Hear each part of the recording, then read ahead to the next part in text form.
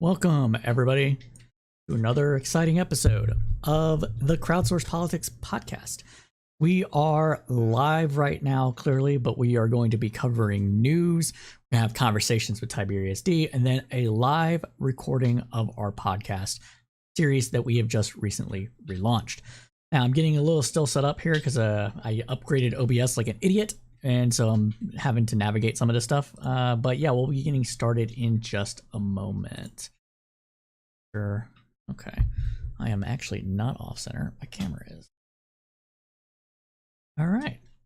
So yeah, if this is the first time you've ever joined the live roundup, well, let me tell you about it. We do this every Thursday as a way to do a recap of the news that was of the last week with the kind of analysis only the crowd can provide. And that is why we do this on Thursdays, because we want to beat the big players to the punch, so to speak. We also have other podcasts. We have a foreign affairs and foreign policy focused podcast, which is called Cypher State, which happens every Sunday now. Yes, we are expanding. We are doing it every Sunday. Our last episode is going to be a two-parter. We did that last week, and that two-parter will be on China. So we have a lot to talk about with what's going on in China and what that means for the US and the world as a whole. So yeah, we're going to do lots of big things. Lots of big things. Wish I could zoom in just slightly left.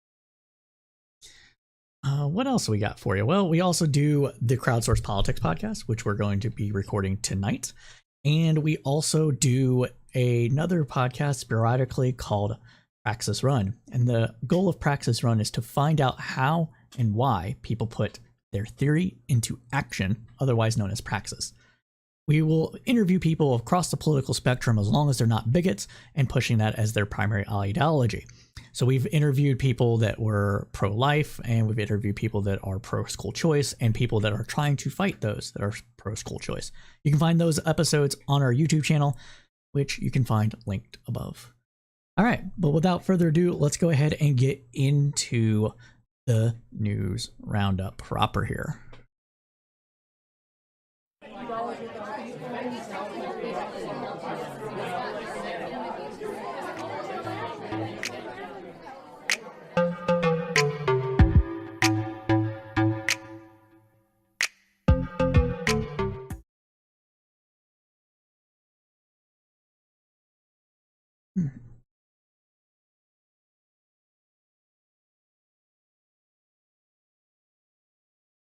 Right. Isn't it automatically? Okay, so upgrading to OBS. OBS recent has messed with my Stream Deck thing, so that's why I didn't cross over automatically. But with it, let's go ahead and get started, though, properly here. All right. First up, the latest news from Russia's war on Ukraine. These updates are primarily coming from The Guardian. Ukraine's counteroffensive that prompted a fast retreat by Russian forces last week continues to reverberate. The most immediate response by Russian President Vladimir Putin was twofold. First, he announced his intentions to annex swaths of Ukrainian territory, including 4 occupied areas of Ukraine, where referendums on joining the Russian Federation are scheduled for September 23rd through the 27th. Secondly, Putin ordered Russia's first wartime mobilization since the Second World War. The sudden rush to hold votes came as Ukraine recaptured a village close to Longshets in a small but symbolic victory that means Russia no longer has control of the Longshets Oblast, one of Putin's key war aims. Declaration of wartime mobilization is a significant escalation by Putin that places the Russian people and economy on a wartime footing. The announcement sent shockwaves across Russia. Putin attributed the decision to the, quote, dangers posed by the West. The move came on the same day that Russia's parliament, the Duma, voted to toughen punishments for desertion and insubordination in times of military mobilization. Wow, go figure, right? So if you're trying to flee Russia, if you're Russian trying to flee Russians, and for some reason you're watching this program, come to America. We'll put you up, honestly. Now, the move came on the same... Oh, sorry, where I did that. In breaking news from today, Russia pushed ahead with its biggest conscription drive since World War II, prompting some men to leave Russia. Putin's order to mobilize another 300,000 Russians escalates a war that has already killed thousands, displaced millions, pulverized cities, damaged the global economy, and revived Cold War confrontation. Anti-war protests in 38 Russian cities saw more than 1,400 people arrested on Wednesday, a monitoring group stated. Some had been served summons to report to enlistment offices on Thursday, the first full day of conscription, independent news outlets have claimed. Prices for air tickets out of Moscow soared above $5,000 for one-way flights to the nearest foreign location, with most sold out. Traffic also surged at the border crossings with Finland and Georgia. Ukraine's forward movement remains evident as its armed forces sunk a barge carrying Russian troops and equipment across the Dnieper River in the Kherson region. Ukraine extended its hold on the recaptured of northern territory earlier this week as troops marched farther into areas abandoned by Russia. This paves the way for a potential assault on occupation forces in the Donbas industrial heartland.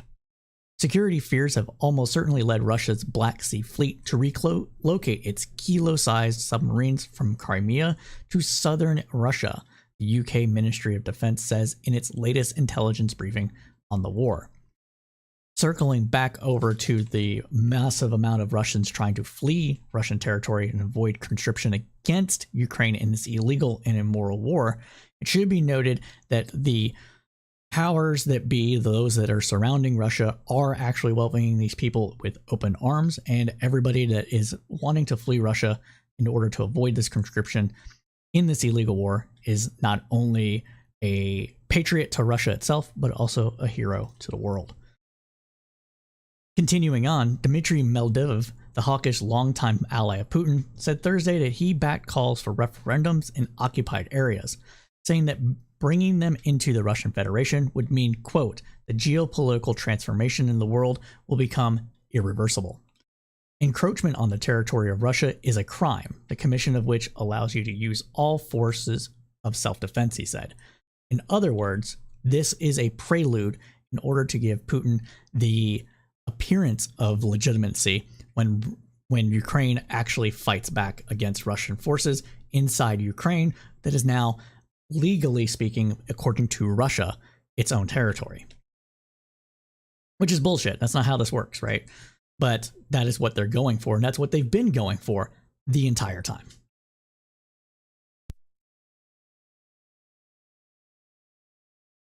Continuing on, US President Joe Biden and allied leaders reacted angrily to Wednesday's threats by Putin to use nuclear weapons and pledged to maintain support for Ukraine. Biden denounced Vladimir Putin's nuclear weapons threat as, quote, reckless and irresponsible, and called Russia's planned annexation of more regions of Ukraine as an extremely significant violation of the UN Charter. Absolutely true. For Turkey's on Erdogan's front from Turkey, said in an interview with PBS that all the land invaded by Russia should be returned to Ukraine, including Crimea, which was annexed by Putin's forces in 2014. He said, quote, if peace is going to be established in Ukraine, of course, the returning of land that was invaded will become really important. End quote. President Zelensky urged the UN to create a special tribunal and strip Moscow of its Security Council veto power as a diplomatic showdown loomed today in New York. The UN Security Council has been unable to take any significant action on Ukraine because Russia is a permanent veto-wielding member, along with the United States, France, Britain, and China. And that concludes our reporting for this week on Ukraine.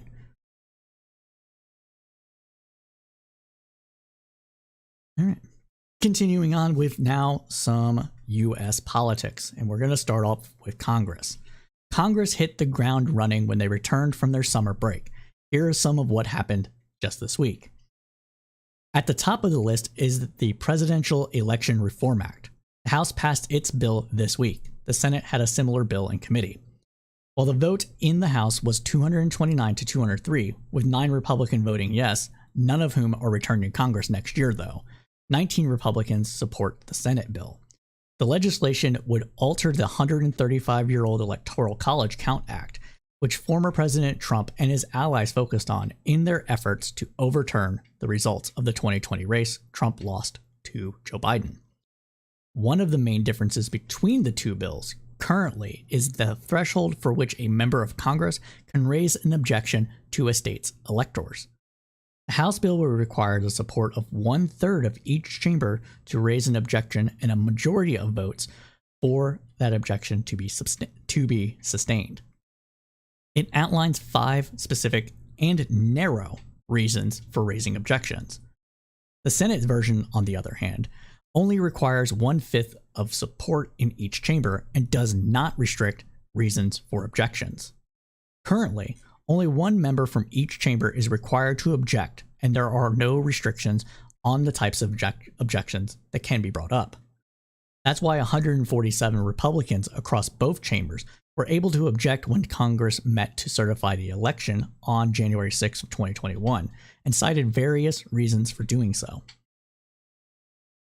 Most significantly, the bill clarifies that the vice president's role is simply to count votes and does not include the power to unilaterally reject certain states' electors, contrary to the theory that Trump was resting on in order to steal the election away from Joe Biden, the rightfully elected president of the United States. Give me 1 second. I want to.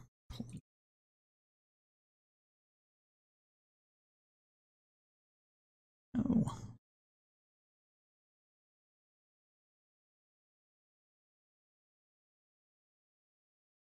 All right. Continuing on, it also narrows the grounds for objections to a small set of issues, including explicit constitutional requirements for candidates, while requiring those objections to receive the support of at least 1/3 of each chamber to be heard. Currently, it takes just one lawmaker in each chamber. House GOP leadership has actively whipped against the bill, with Minority Whip Steve Scalise, Republican of Louisiana, saying in a memo Tuesday, quote, "In their continued fixation to inject the federal government into elections, this legislation runs counter to reforms necessary to strengthen the integrity of our elections." Which, if Scalise's mouth is moving, you know that he's lying, because what we actually need to ensure that the elections are fair is oversight of states to prevent them from playing fuck games with elections.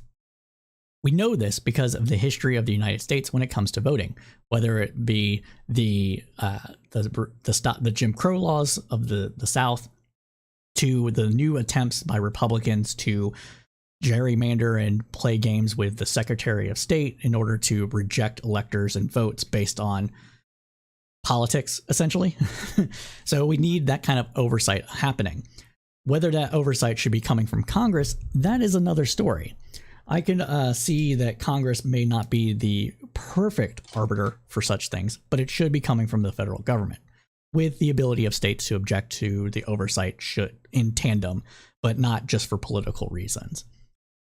Continuing on, the premise of Scalise's statement is flawed, considering the Republicans in the U.S. Congress literally attempted to inject the federal government into the 2020 election.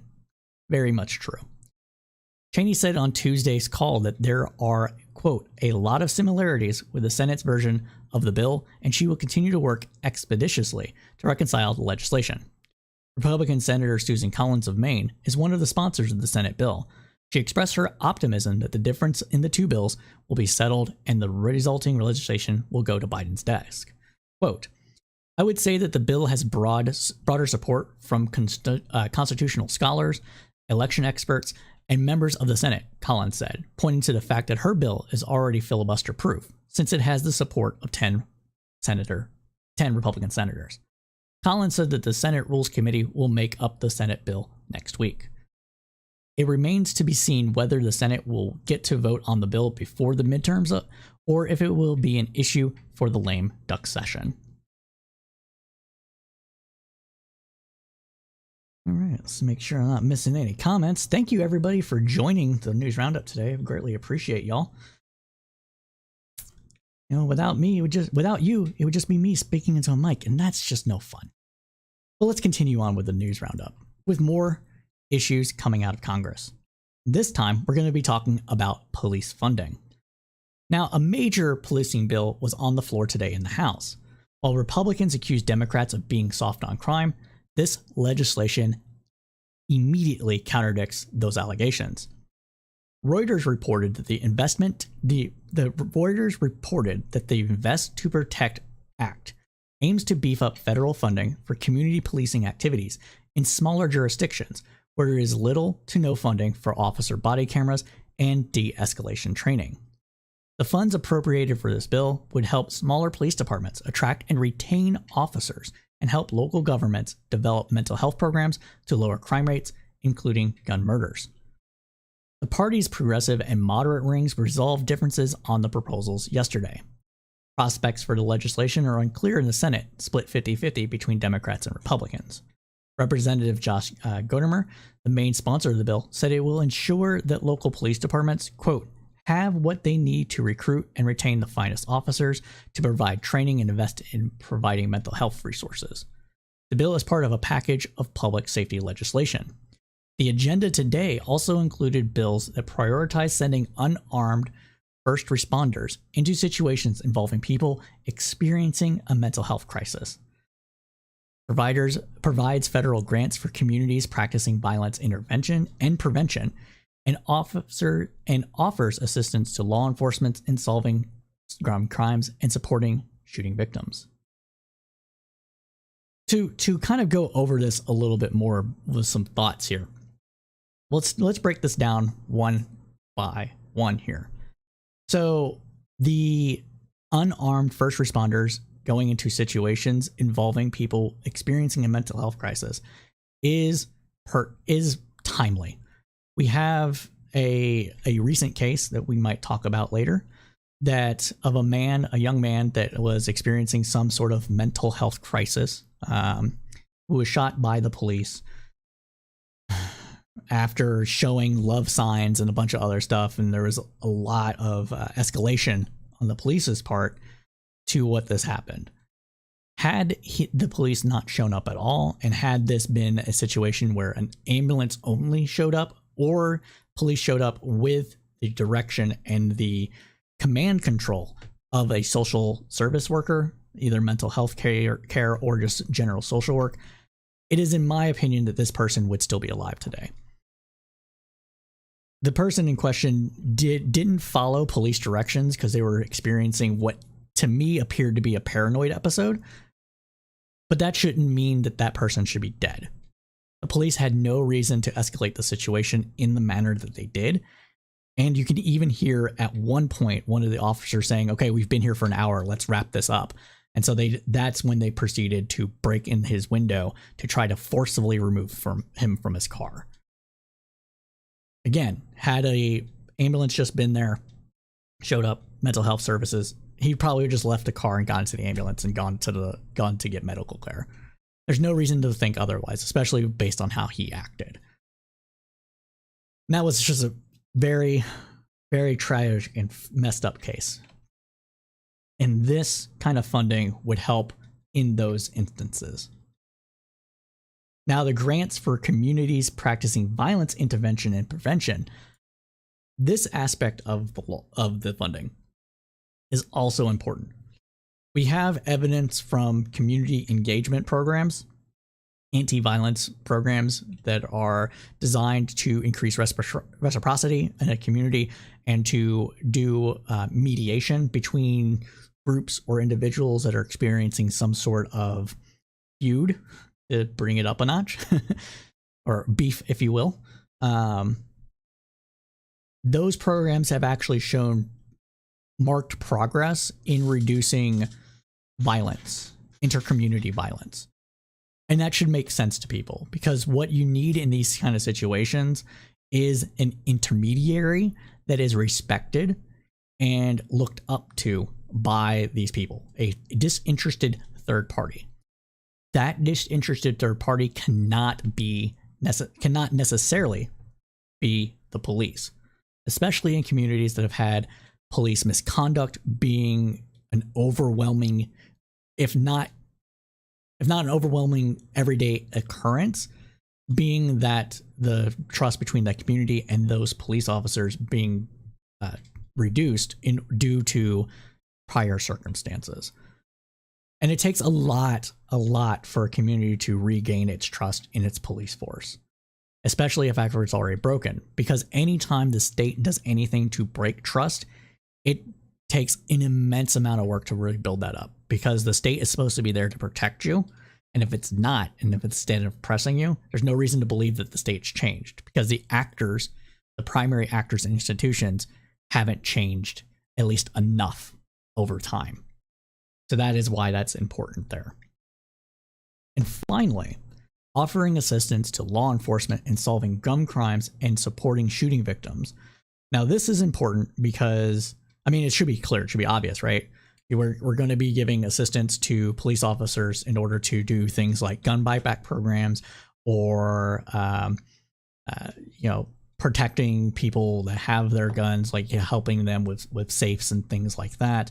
And also being able to track gun crime. So either putting up those, there's a system of basically it's essentially a sonar system where they can monitor where gunshots have been done in a city, and they use triangulation from the sound of the gunshot reverberating off of buildings and just general sound waves to pinpoint where that shot was within, I want to say it's about 100 meters or so. It's not entirely accurate, but it gives you the general location of where that happened, and so you can do fast, quick responses to that area in order to prevent more shootings from happening due to whatever reason, whether it's gang violence or just a domestic dispute or what have you. You can fastly move in police officers into that area in order to find who was shooting the gun and get them off the street, which I think most people would agree with is a good thing to do. And then with supporting shooting victims, this is something that hasn't been done nearly enough. And I don't know how much I can stress this.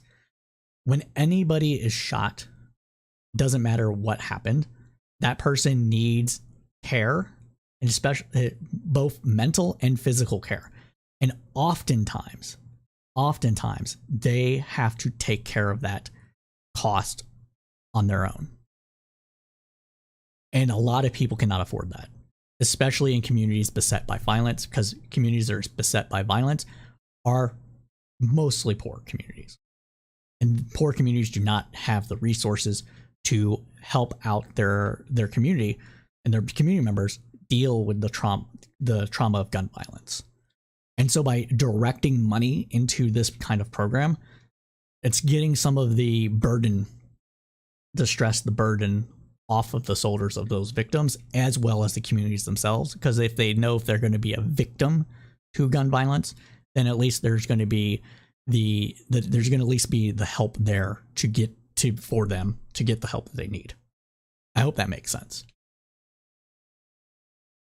But when more updates on this happens, we will be here to provide those to y'all.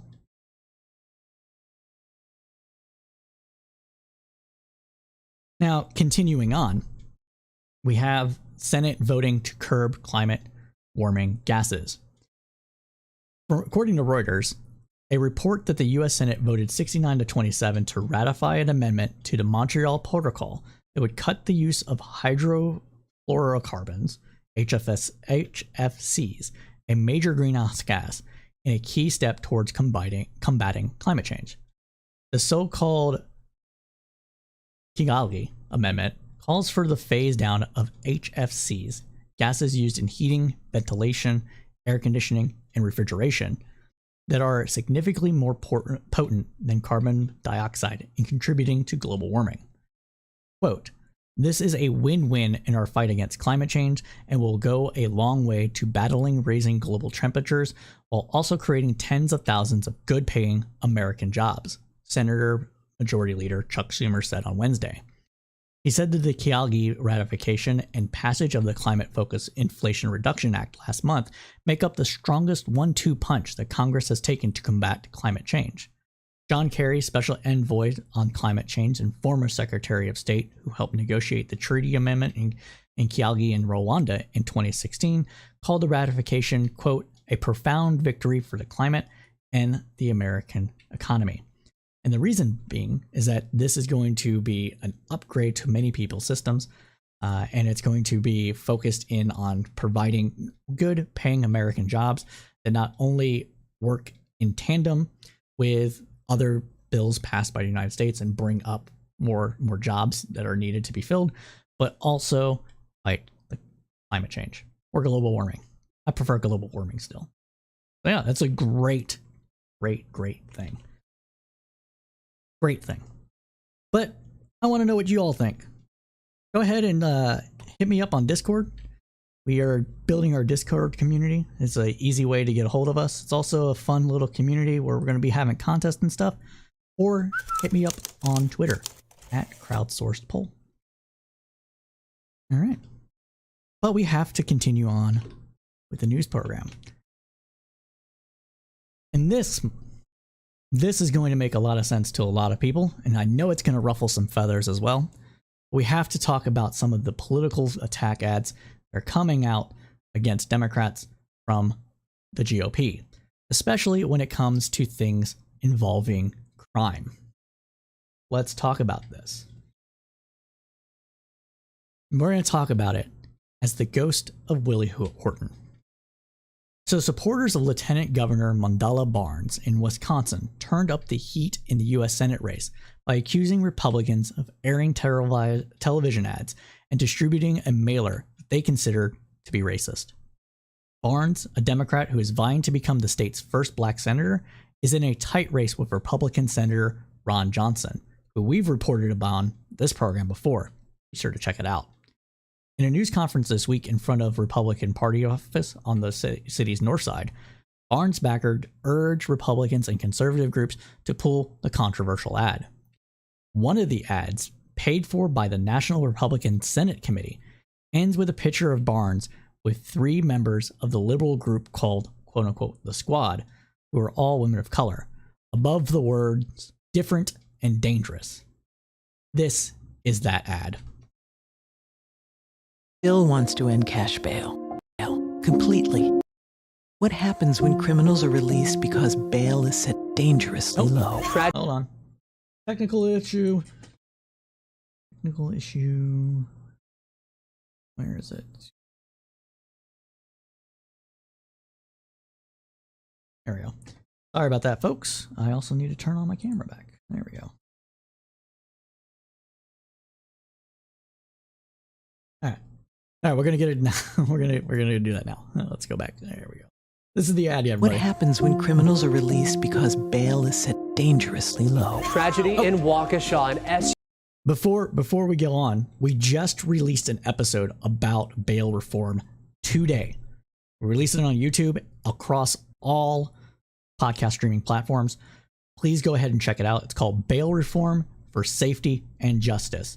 This case, the Waukesha case, is one of the ones that we mentioned in there, and it's one of the reasons why we believe what we believe about bail reform. So this ad we'll listen to, but I'm sure we're going to end up knowing what it's saying. SUV plows through the city's Christmas parade. 6 people were killed and dozens more injured. Brooks was freed from jail on $1,000 bail. Mandela Barnes wants to end cash bail completely. He wrote the bill. Based. Cash bail is bad. Cash bail does not keep people safe. Cash bail only keeps poor people in jail. It doesn't keep dangerous people in jail. Just dangerous people that happen to be poor. We talk about that a lot in that episode. Please go check it out. Barnes still wants to end cash bail. Today. Good. Mandela Barnes, not just a Democrat, a dangerous Democrat. NRSC is responsible for the content of this advertising. What happens when... Oh no. Oh no. Gonna end cash bail. What are we gonna do? Continuing on though. Actually, criminals are released. No, stop it. Continuing on though. Quote, we're calling on Warren Johnson to denounce these ads and for the Republican National Committee to take them down, said Kalina Roberts, field director for SEIU Wisconsin. We're not stupid. We know what they're up to. Ben Volkel, a senior advisor to Johnson, called the attacks and the accusations of racism absurd. Of course they're absurd. We're not racist. We're just comparing everybody that's people of color to the same people of color. Yeah, not racist at all, right, guys? No racist. No racist. Fucking stupid. He said supporters were leveling their criticism now because they can't defend, quote, disastrous results of their radical left policies. Bail reform, getting rid of cash bail, isn't radical. It is simply the right thing to do. Cash bail, again, does not keep people safe. It just keeps poor people in prison, in jail, while rich people go free, committing the same crime. You see it all the time. Remember when rich celebrities killed their girlfriends or wives or whatever, and then they post like a $2 million bond while a poor person that is accused of murder rots in prison? That's what we're talking about here. So really what they're saying is that they want to just keep poor people in jail. Yeah, that tracks. That tracks. 100% tracks. None of the ads coming under criticism were produced or paid for by the Johnson campaign. Because of course not. That's not how the game is played anymore, everybody. The game is played by the person running, trying to stay above board and letting the powers that be of the dark money run through the fields and lay waste to their opponents. Because that's how we are in politics right now.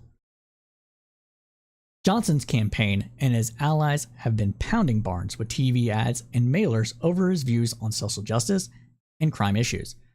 In particular, Barnes has come under fire for saying earlier this year that he supports ending cash bail for defendants. Based again. Go Barnes. I'm giving you money. He favors a system in which judges would decide whether to lock up or release defendants before trial. Much better system. It really is. Now, the first-term Democrat has also been reportedly accused of supporting the liberal effort to defund the police and abolish the U.S. Immigration and Customs Enforcement Agency, otherwise known as ICE. Barnes has said he supports neither movement, but he is backed by a half-dozen groups that do. State Senator Chris Larson, Democrat of Milwaukee, likened some of these ads to the notorious Willie Horton commercial during the 1988 presidential race. In that contest, supporters of George H.W. Bush aired an ad accusing his opponent, former Massachusetts Governor Michael Dukakis, as being soft on crime, while showing a menacing mug of shot of Horton, a murderer who was furloughed while Dukakis was in office. Barnes supporters also questioned a mailer produced by the state's Republican Party that uses a filter to darken one side of the filer, including a picture of Barnes, the reverse side with no filter, and touts Johnson's campaign. This, my friend, is that mailer. As you can see, it's just they're trying to make him look dark and menacing, but not just in shadow. This is not just a shadow, people. This is a darkening of the skin. And we here at Crowdsource Politics, we know why this is being done. Yeah, it's it sometimes it just is. Maybe it isn't me. Sometimes it is just that. Did you finish the video yet before commenting? Anyways, continuing on. Barnes supporters say it's perfectly acceptable to debate issues of crime and social justice during a political campaign, but they said that that's not what is going on in the Senate race. This, they said, is no policy discussion. Turning over again to another ad, State Representative Evan Gorky, a Milwaukee Democrat, called this ad despicable. And let's watch. Let's see why it says that. These are actual crime scenes across Wisconsin. Yet Mandela Barnes supports defunding the police. The minute you talk about reducing a police department's budget, then it's like all hell breaks loose, and everybody acts like you're signaling Armageddon. But that's not the case. It's about reallocating funds. And where did your tax dollars get reallocated? Now, about this ad, though, it's effective. Well, you got to be honest about where ads are. Where these ads are, right? And this kind of video that we're seeing here is very effective at getting this message across, because it is likening the reduction of sometimes bloated police budgets and reallocating some of those funds to actual services that reduce crime, such as poverty fighting programs, what we talked about earlier on the show with violence reduction programs, mediation and the like, job programs. A lot of crime is a crime of opportunity and lack of resources, or crime. Let's rephrase that. A lot of these crimes happen because of lack of opportunity to get ahead outside of crime. For example, dealing drugs versus having a job, because they're not able to find a job. And recidivism, which we'll talk about late into the night, is another issue. But this ad is effective. We gotta give it props for that, for being effective. But it's not accurate. Just because something is good rhetorically doesn't mean it is good. And that needs to be commented on as well. Allocated to more police security for Barnes. Mandela Barnes, less safety for you, more for him. Wisconsin Truth Pack is responsible for the content of this advertising. Right, and if it has truth in its name, you know damn well it's probably lying. But that's what we have to say about this. So if you're just joining us now, hey everybody, welcome. Glad for you to join us. Maybe it isn't me. Thank you for joining as usual. Appreciate it. And this is what we do every Thursday. We open up with a news roundup, and then we have good conversations with people over at Tiberius's D channel, and then we follow it up now, or at least most of the time, with a live recording of a podcast that goes deeper into an issue that these news bites cannot handle. So this is what we like to do. We do this, and then we also have a couple of other things. We have the Crowdsource Politics podcast proper, which is what we're going to be recording late tonight. We also have Cypher State, which is a foreign affairs and foreign policy focused podcast. And we have Praxis Run, which is designed in order to help people understand why people put their theory into action, otherwise known as Praxis. So you can find all these podcasts on our YouTube channel and wherever you get your podcast streaming service from. But we do have to continue on with the news roundup. So let's go ahead and get started again with a news story on stolen valor. Let's talk about it. According to CBS News, Republican J.R.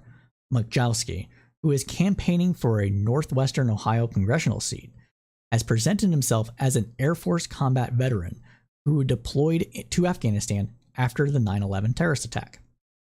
He once described tough conditions he faced, including a lack of running water that forced him to go more than 40 days without a shower. But the military documents obtained by the Associated Press through a public records request tell a different story. Those records indicate that Michalski never deployed to Afghanistan at all. Instead, he completed a 6-month stint helping to load planes at an airbase in Qatar, a longtime U.S. ally that is safe distance from the fighting. And this isn't the only suspect claim Michalski has made about his biography.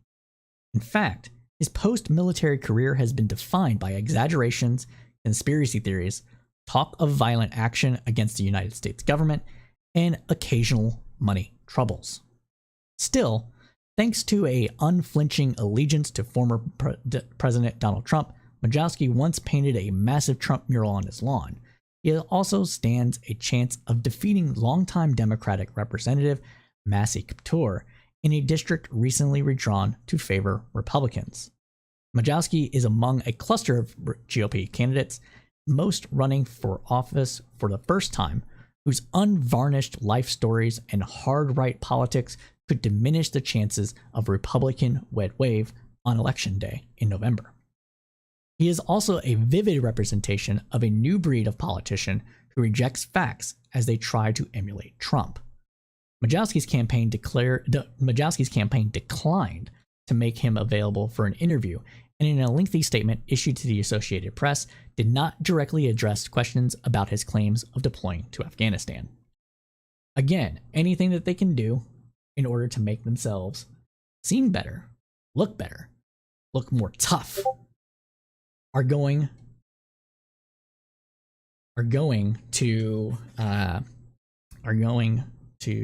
to do. And I just got a message just now, so give me a second while I respond back.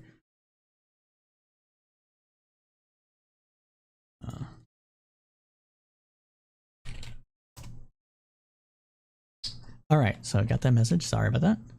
But yeah, that's what they're going to do. And on that, we have more things about where Republicans are going to actually run on and what they're actually going to legislate on if they win in November. And by that, I am talking about the GOP's contract with America. Yes, my friends, we are going back to Newt Gingrich, and so we have to talk about him again. Let's get into it. Yesterday, House Minority Leader Kevin McCarthy posted his party's commitment to America for about an hour. It was taken down without explanation as of this afternoon. It hasn't reemerged. Okay, hold on. I get these messages and I need to mute this. All right, we're going to start over. Sorry about that, everybody. We're going to start over on this. I apologize. I don't like those dings happening in my ear, especially when they're not anticipated and not needed whatsoever. I don't know what's going on. Updated OBS and my computer just doesn't want to work with me. Sorry, I apologize. Do apologize. Anyways, let's go ahead and restart that marker. So yesterday, House Minority Leader Kevin McCarthy posted his party's commitment to America for about an hour. It was taken down, though, without explanation, and as this afternoon has not reemerged. But in that hour, we got a preview of what the Republican Party line will be going into the midterms. The website placed policies into 4 separate categories: economic, immigration, national security, and schools, healthcare, and technology, and an amorphous grouping called government reforms. So that's, we have an economic policy, immigration and national security, schools, healthcare, and technology all lumped together, and an amorphous grouping called government reforms. The GOP's document promises to fight inflation and curb the cost of living, but the only policies it proposes are federal government spending cuts. That's all they have. Cut the government to the bone because they don't like it. Well, they like using it for other things. We're going to talk about it. It also promises to cut taxes, because of course it does. That's what their backers want, which would actually act to increase inflation and cut government regulation. Yes, my friends, if taxes are cut to the bone, that means increased inflation. Especially if it's tax cuts across the board. Because that's what happens when you give people, allow people, whatever you want to call it, when more money is circulating in the economy, that tends to be inflation. Now, the platform also promises to, quote, save the strengthened Social Security and Medicare, but lists no policies to do so. In June, Republicans on the House Ways and Means Committee held a roundtable on Social Security where they discussed policies that would reduce coverage and cut benefits to seniors. In other words, not save and strengthen, but cut and drown. The Republican Study Committee, a block of conservative House GOP lawmakers, included a plan to massively slash Social Security in its proposed 2023 budget. Because, you know, grandma has to die for the economy. That's what they said. That's what we're going to get. GOP doesn't really care. They're not populist. They try to act like it. They're really not. They want to control. Probably more so than your standard liberal. It also criticizes a provision in Democrats' Inflation Reduction Act that cut the price of some prescription drugs for Medicare patients, calling it, quote, a drug takeover scheme that could lead to 135 fewer life-saving treatments and cures. In other words, Big Pharma, GOP is still in the pockets of Big Pharma. They're just going to reach down deep and pull out a senator and plop him on the House or the Senate floor and saying, we can't do this. By God, I don't want to have my insulin be controlled by the government or some such bullshit. Now, while GOP candidates have sought to avoid talking about their positions on abortion following the Supreme Court's decision to overturn Roe v. Wade, the platform promises to, quote, protect the lives of the unborn children and their mothers. A section on elections and voting rights nods to former President Donald Trump's election lies by stating that there is, quote, a crisis among voters who have lost faith in our elections. No thanks to the GOP's constant lies about the integrity of U.S. elections. It then promises to enact new restrictions on voter access, including mandated voter IDs, loosening rules on voter roll purges, and increasing access for observers during elections. In other words, we're going to require you to have an ID but not give it. We're going to purge as many people as we can and not tell anybody that they've been removed from voter rolls. And we're going to let people sit there, watch over your vote, and intimidate you while you're at the polls. Because that's what they're about. The platform, as we've alluded to, is intended to recall Contract with America, proposed by former Speaker Newt Gingrich ahead of the 1994 election. Gingrich's proposal was a list of promises of what Republicans would do if they won control of Congress for the first time in 50 years. Where Gingrich's contract included a list of 10 bills that he promised would get floor votes, the only piece of legislation directly mentioned in McCarthy's commitment is a parental Bill of Rights that the party rolled out following a ginned-up controversy over the teaching of so-called critical race theory. The House platform follows a similar set of policy prescriptions released by Senator Rick Scott, Republican from Florida, the head of the National Republican Senatorial Committee. Scott's platform called for cuts to Social Security and Medicare, increasing taxes on the poorest Americans, because when they say tax cuts, they mean for them, not for you. Because we gotta broaden the base and make sure everybody's got skin in the game.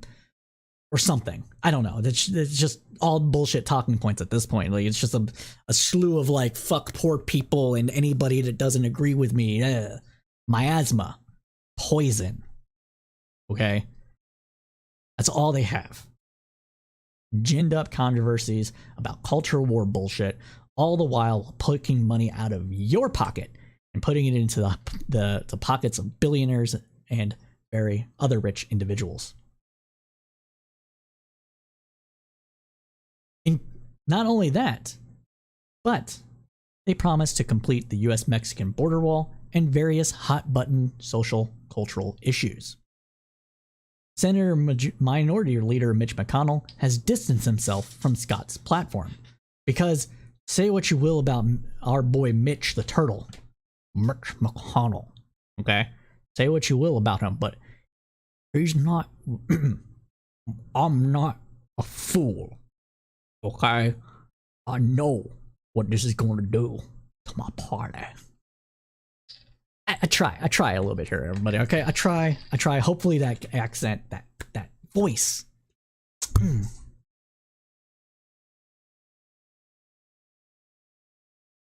Because he's not a fool. He knows, because he lived it in 2010, in 2012, and it wasn't until 2014 when just enough people, enough vulnerable Democrats were up for re-election that he was able to win the Senate. And it's just that all over again. And for their part, the Lincoln Project was quick to respond with an ad that's set to run on cable news in Washington Market, digitally in unspecified battleground congressional districts, and on Capitol Hill. They leaned into a 90s throwback theme, comparing the new House Republicans' plan to Gingrich's contract with America, with some wags at the time coined the contract on America. Quote, America doesn't need a retread of a 20-year-old plan with reckless spending and bad ideas like destroying Social Security, said Reed Gallen, co-founder of the Lincoln Project. This is House Minority Leader McCarthy's attempt to look relevant to his caucus and change the momentum of the election. And for our part, this is also his trying to win speakership should Republicans win the House in November, which, as we've talked about previously, is more likely to happen than not. McCarthy knows President Joe Biden is running rings around them on policy and the economy. President Biden is providing the national leadership the ultra-MAGA Republicans cannot muster. And so, we're going to that ad now. Remember this guy's contract with America? How'd that go? In a few days, the MAGAs will try to sell you another contract for America. Everything they're promising is already happening with President Biden. An economy that works for all Americans? Check. Record job growth. Good-paying jobs growing our economy. That's Biden, not MAGA. Peace through strength. Ask Ukraine who stands with them and who stands with Russia. Energy independence? Yeah, Biden's got that. Safe and secure communities? Check. Millions to improve policing, protecting our communities and civil rights. Fight to end government corruption and drain the swamp? Who are they kidding? For 7 years, they left us holding the bag and paying the bill for their reckless spending and bad ideas. Their new contract with America promises they'll never keep. But Joe Biden and the Democrats deliver. Now, say what you will about the Lincoln Project and what they actually do or do not stand for. That was a pretty decent ad. Because it's trying to attack the so-called strength that the Republicans have when it comes to the economy and crime, and saying, "No, that's all bullshit. They're lying to you." It remains to be seen how effective ads like these will be in those markets, but as the election comes up and as it is ended, you can be sure to be tuned to this program for updates therein and our analysis. Speaking of which, I do want to make an announcement. So the Crowdsource Politics podcast, or whatever this podcast may be called at the time that this happens, is having a contest. Yes, my friends, we are holding a contest. We will be giving away a trophy, okay? And that contest is going to be a two-part contest. We are going to have a contest on predicting the outcome of the midterm election. So one contest, you can participate in both, and there will be a trophy given for both contests. One contest will be for predicting the outcome of the House in terms of number of seats controlled by each party. We felt that it would be a little bit too much work to go in and predict individual races or districts with that. And so we're going to just do it split down the middle and just say, hey, if you can get the closest without going over for a split in the House, by golly, you're going to win that contest. All right? And we're going to have a contest for the Senate.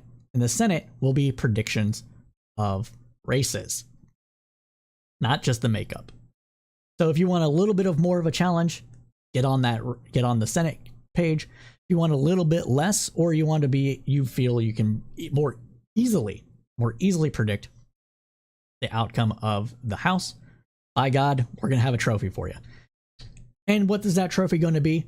Well, we're looking at several different options, but we at Crowdsource Politics like the libations, my friends. We do get a little drink on it here once in a while. And so it will probably be, once again, a beer stein of some sort, either a frosted glass or something like that, which we gave away a few years ago, or which we gave away in 2020 to one of our community members on Facebook for accurately predicting the electoral college outcome, or at least getting the closest. I believe they were like 2 electoral votes off or something like that. They were like one state. Like it was nuts, right? They even got Georgia. They even predicted Georgia. That's how close they were. So we're going to be doing that. Pay attention to our social media. So we're going to be doing this across our social media platforms. So what we'll do is we'll be taking in submissions via Twitter at Crowdsource Poll. We will be having people submit to us via Discord. We'll have a channel, you'll be able to DM me directly on Discord with your submissions. And you'll be able to do this on our Facebook page, not our Facebook group as well. So contact us at Crowdsource Tribune, either on Facebook or Instagram. Crowdsourced with an ED Tribune on both of those. So that is how we're going to take submissions. We will be providing a website here in the coming days that will allow you to set up a map for this and predict these races. And then all you have to do is screenshot it, send us the link. It depends on the exact setup, and get those over to us. And we will have them in our database, and the person that gets the closest without going over wins. And if that's a tie, well, that just means more money out of our pockets and more swag for you. All right. I hope that's good and everybody likes that, because it is going to be a rocking good time. And it's just what the kind of things that we like to do here over on this channel. So please participate, and may the best predictor win. But we have to continue on with the news cap. We do, but I have to check my messages real quick on Discord. I gotta figure out, I gotta mute, no. All right. Jeez, 19 messages. God dang. Boom, boom, boom. Oh no, 4 years. Okay, cool. I just need to mute. We're gonna do that really quick. Volume mixer.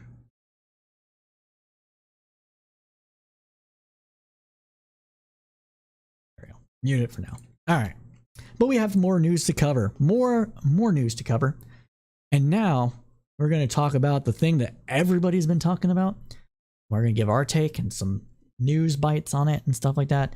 And of course, my friends, I am talking about Ron DeSantis, or as we like to affectionately call him, Rod DidStuntis, because it's been what, 4 years, 5 years, 5 years, yes, 5 years, and it's nothing but one stunt after another, paving his way in order to try to win the Republican nomination for president. Yes, that is what he is doing, and anybody that says otherwise either has lived under a rock or is just lying to you. I don't like to assume people are ignorant. I'd rather assume malice, especially when it comes to somebody like DeSantis, so the chances are they're actually lying to you. So let's go ahead and get started with that. On last week's program, we reported that flights arranged by Florida Governor Ron DeSantis that flew migrants from Texas to Martha's Vineyard. It was a stunt, played for maximum political attention, using human beings as pawns. In fact, they contacted Fox News in order to film it then. This story is still developing, and as it develops and more information comes out, we will have the facts for you. The Miami Herald reported yesterday that authorities in Texas have opened a criminal investigation into the operation to fly roughly 50 Venezuelan migrants from Texas to Martha's Vineyard last week. And it should be pointed out every time that these people were not in the country illegally. These people, specifically these 50 or so Venezuelans, were here seeking asylum due to the collapse of the Venezuelan economy and political persecution happening from President Maduro.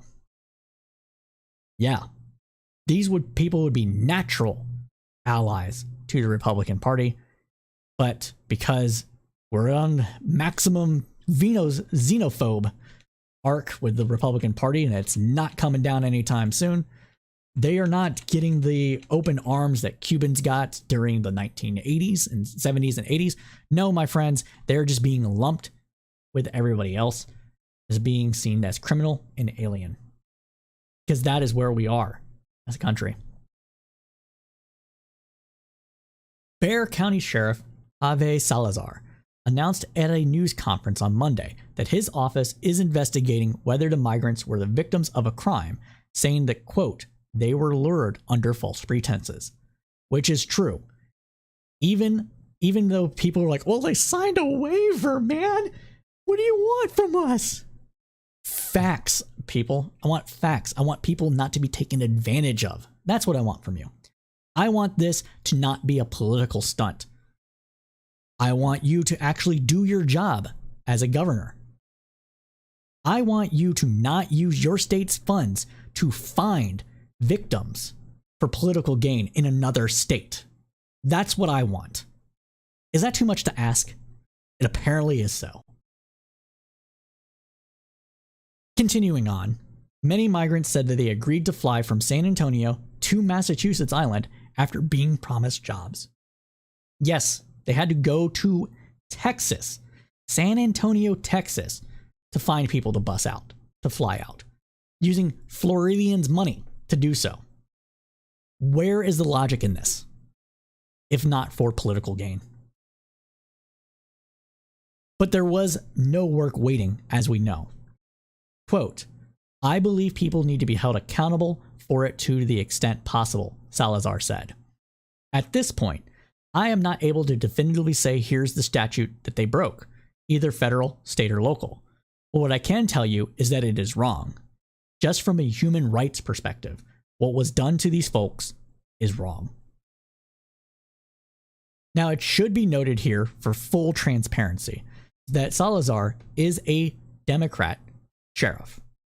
When we talk about things on this program, talking about local elections and the like. These are the kind of things that we are talking about. Salazar is completely right about this. But we can't hide away from the seeming of this partisan debate here. But this is why local elections are important. Salazar is a sheriff. Sheriffs have powers to do things that other agencies do not have. In fact, I seem to remember a right-winger saying that the sheriff is the ultimate authority in a district or something.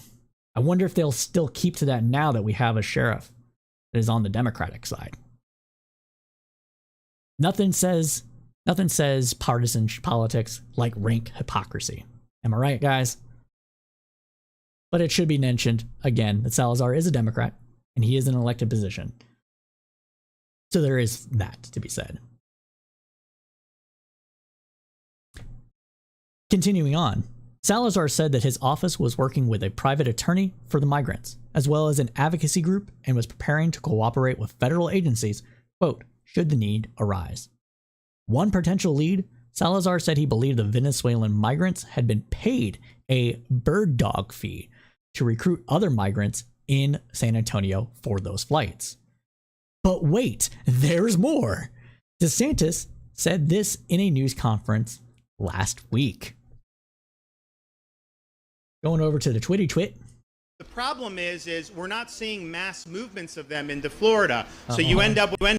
The problem is we're not seeing mass movements of them into Florida. So you end up with a car with... No, really? Migrants aren't trying to go to a Republican state because it's far and oh my God, they know you're full of shit, DeSantis. Oh no. Maybe two, and if we know that that's illegal and there's someone that's kind of smuggling, then committing crime, then you can do arrest. There have been drug seizures, but that's not effective enough to stop the mass migration. But it just... I'm gonna take your money, Floridians, and I'm gonna use it to run for president.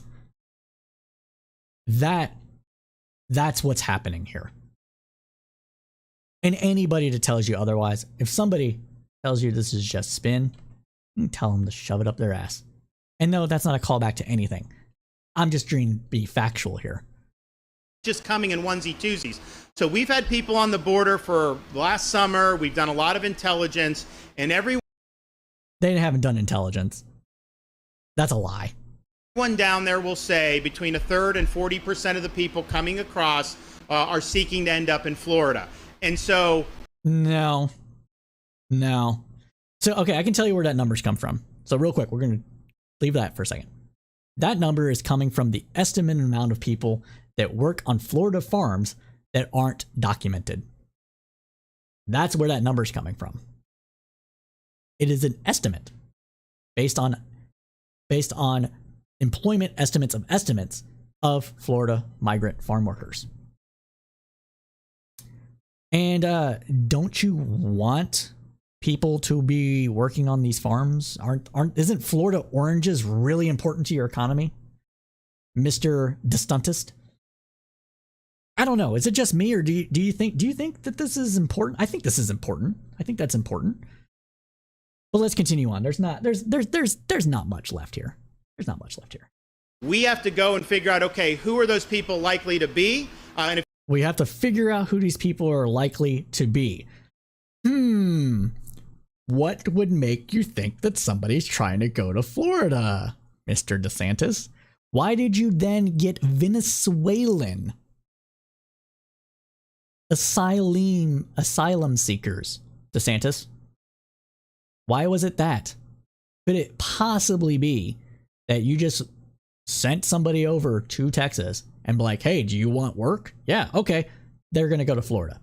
I bet that is the extent that this happened. If you can do it at the source and divert to sanctuary jurisdictions, the chance they end up in Florida is much less. The problem... So, of course he said that bullshit. Because, like I said, this is a political game. Literally using people as pawns in order, and really scamming the people of Florida out of millions of dollars for free presidential ad space on Fox News. Does anybody disagree with that? I don't see how you could disagree with this. Oh, but that's not it. That's not the only thing that's happening, my friends. No. There is, of course, more. Continuing on, apparently, Ron DidStuntis of Florida doesn't know there are an estimated 800,000 undocumented immigrants living in his state. He has to go to Texas and find the ones thinking about going to Florida. Now, I can explain why this is being done here. The reason that he went to another state is because there are two migrant populations that are very important to Florida politics. Two big ones. Two big ones of the Latino persuasion. And they are, believe it or not, Cubans and Venezuelans. So he can't target people in his community because that might make him look bad. That might break support that he might have in Florida because he's got to go after, quote unquote, in his mind, the bad ones and leave the good people of Florida alone to live their lives in peace on the beach and whatever else there is. Because if there was anybody rounded up in Florida and they happened to be a relative of a Venezuelan, a Cuban, a Ukrainian, a Afghan, oh, then it would blow back in his face and that would hurt his chances to be president. That's why he's going all the way to Texas, to avoid that political fallout. Oh, but there's so much more with this. There's so much more. So in a class action lawsuit filed on Tuesday in federal court in Massachusetts, the immigrant aid group Alazanza Americas filled in some of the blanks in the initial story. What had been previously reported was that the migrants had been told before boarding two planes in Texas that they were being taken to Boston or Washington, D.C., where they would be given jobs and received a host of immigrant services. Instead, they were dropped off on the island, which is reachable only by air or sea, where no one capable of providing such services had been warned upon their arrival. Naming DeSantis, Florida Transportation Secretary Jared Perdue, and the state of Florida as defendants, the lawsuit states that they, quote, manipulated the migrants, stripped them of their dignity, deprived them of their liberty, bodily autonomy, due process, and equal protection under the law. And given that these people, specifically, are people seeking asylum in the United States, all of the above is especially true.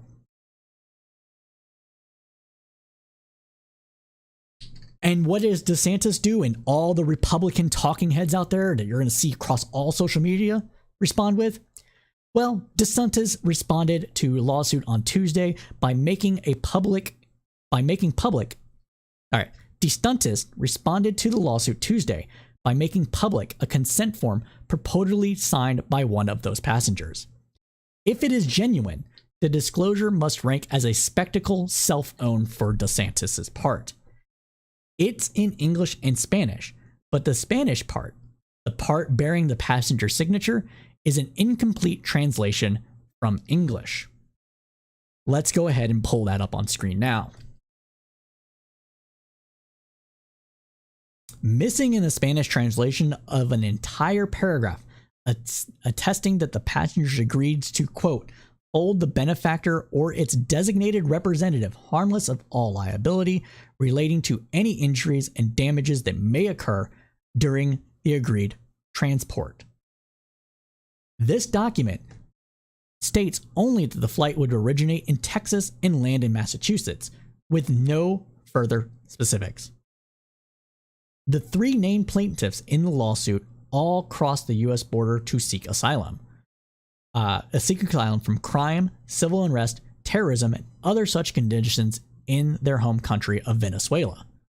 For people that may not know, and we'll probably do an episode about this on our Cypher State program, Venezuela is being marred in not only economic deprivation, but also political, what's a good way to say this? Political disappearances are happening. Anybody that speaks ill of the Maduro government has started to be rounded up and arrested. Political prisoners in Venezuela abound, and they are on the verge of a starvation crisis because they don't have the money or the economic ability right now to grow their own food for a number of different reasons, which requires a whole episode to explore, and we'll probably do so. Now, these migrants surrendered to U.S. immigration officials who allowed them to remain in the U.S. while their asylum applications were being adjudicated, a process that can take more than a year. And the reason it takes more than a year is because we, as the United States, do not pay for the services that we actually want. So these people have to sit on the back burner and wait for up to a year for their cases to even go to trial. In the interim, and this can't be stressed enough, they are legal residents in the US. So not only did DeSantis look for illegals and failed to find them, this amounts to depriving a citizen, a green card holder, of due process, all because he wants to run for president. You know what this makes DeSantis? A piece of shit. I don't care if you're a Republican. I don't care if you're an independent. You should be able to see the lack of humanity here for what it is and call it out. This is objectively wrong.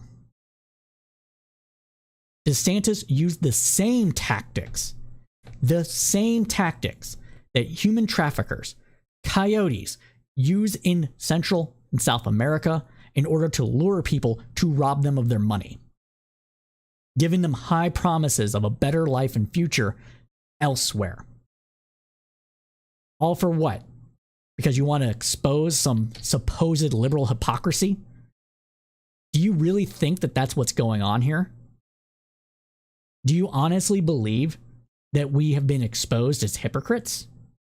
That liberals and leftists, even those in Martha's Vineyard, have been exposed to not be the caring individuals that you think that they are? Does transporting them from an island that doesn't have the services able to care for them properly, to get them the legal services that they need now because of your bullshit, and take them off of the island and put them into temporary housing in order for them to get the services, legal services that they need, in a place designated for doing things just for that? This idea that everybody that cares about this should have to let people into their own individual homes is ludicrous. It's absurd. The United States is your home. It is not your property. Okay? The United States has the ability to fully embrace these people into its own culture and its polity. Not every individual homeowner or person has those abilities. Expecting them to, because you don't want to, when you're not following the good book that you are told your whole life that you should be following, all because Democrats are hypocrites, just proves that you don't understand the situation and that you don't care. This is nothing more than a political stunt, and this is nothing more than a political stunt, and it needs to be called out as such. But that's where I'm going to end this segment, because we have a lot more to talk about, and apparently I've been pontificating just a little too much on these issues. So we're going to, let's see. Hold on. Oh, okay. Okay, so the conversation with Tiberius D appears to have been canceled in the last 10 minutes or so. So we're going to continue on with the full news roundup. Sorry about that. Guess we're not having the conversation tonight. It's fine. It happens. We will fill that time with some juicy content. Juicy content I've been farming. Gonna finally be able to talk about some stuff, do some React Andy content over here at Crowdsource Politics. Not something that I tend to like to do. Not something that I tend to like to do. But it's something that we will do. Because, yeah. And I'm gonna have to zoom in on that when I cut this. Oh well. So we got some more content to talk about. And some more interesting things to talk about on the news program. So we're gonna go ahead and continue that. Next up is from the Idaho Island Inlander. Next up, sorry, let's do that again. Next up, from the Idaho Inlander comes a shocking report that kids in Idaho schools are being taught about porn literacy. Wait, what? The Idaho Freedom Foundation made a bold claim last week. Quote, Idaho government offers porn literacy, others corrupting practices to K through 12 students. Below what appears to be an expose into Idaho's use of Education Training and Research Associates, EE, otherwise known as ETR. Reading past that headline, though, you realize that Idaho, in the midst of a nationwide frenzy over how sex and gender is taught in schools, the Idaho Freedom Foundation didn't have a single example of an Idaho school actually teaching, quote unquote, porn literacy. But the article, written by Anna Miller and Scott Yanor, a Boise State University professor who also writes for the far right Claremont Institute, stoked quick outrage. Quote, I have said many times that we should not assume that the push to sexualize or groom children is only happening in blue states, wrote Christopher Rufo, because if children can be exploited for political gain, by golly gee, Christopher Rufo will be on the case. For those that may not know, Christopher Rufo is the person that basically turned critical race theory into a pariah term among right-wingers and, we'll just say it, ignorant moderates about anything and all things related to racial history. Because it is really a catch-all phrase for everything that the right loves to hate when it comes to teaching children anything about the history of the United States. Because that's what it is. We know that's what it is because that's been the outcome of every single state that's passed laws to outlaw its practice. That the actual history has not been taught or is being relegated to the dustbin of history.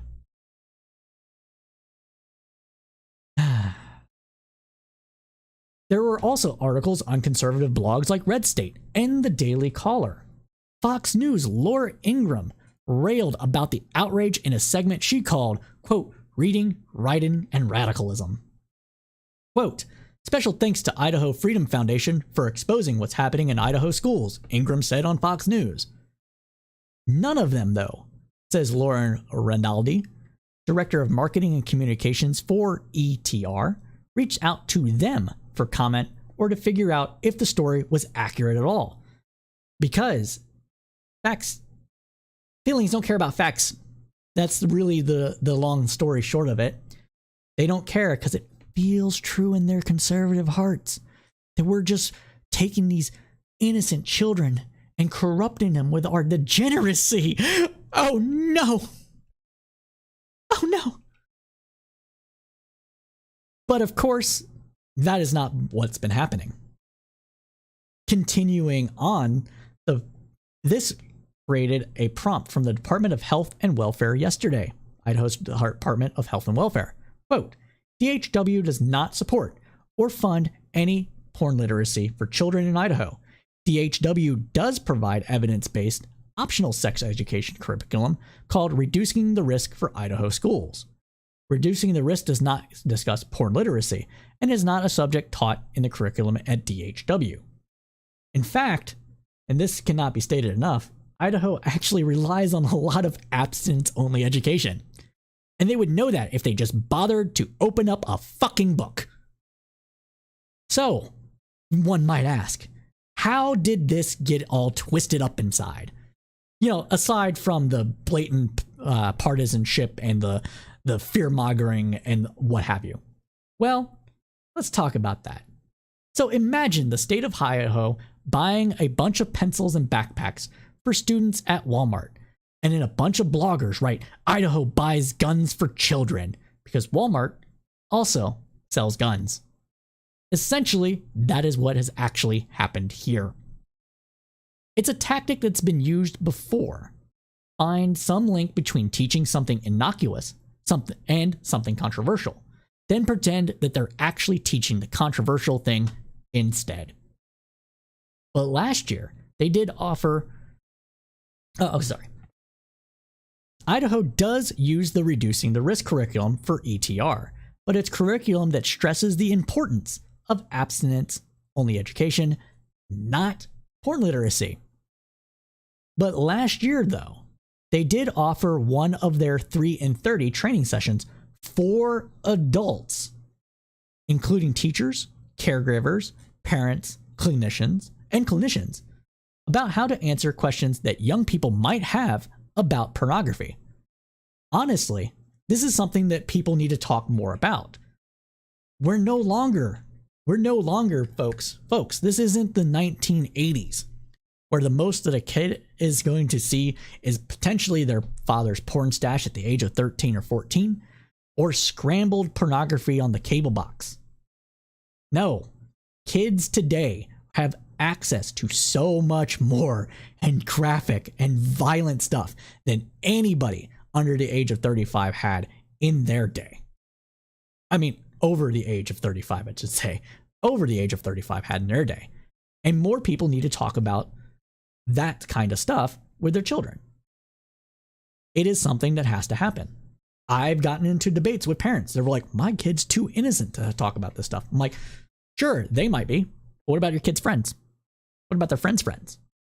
Don't you remember sneaking a nudie magazine into the boys' locker room when you were a kid? Yeah, that's times 30 today. And it happens younger because the internet is a thing.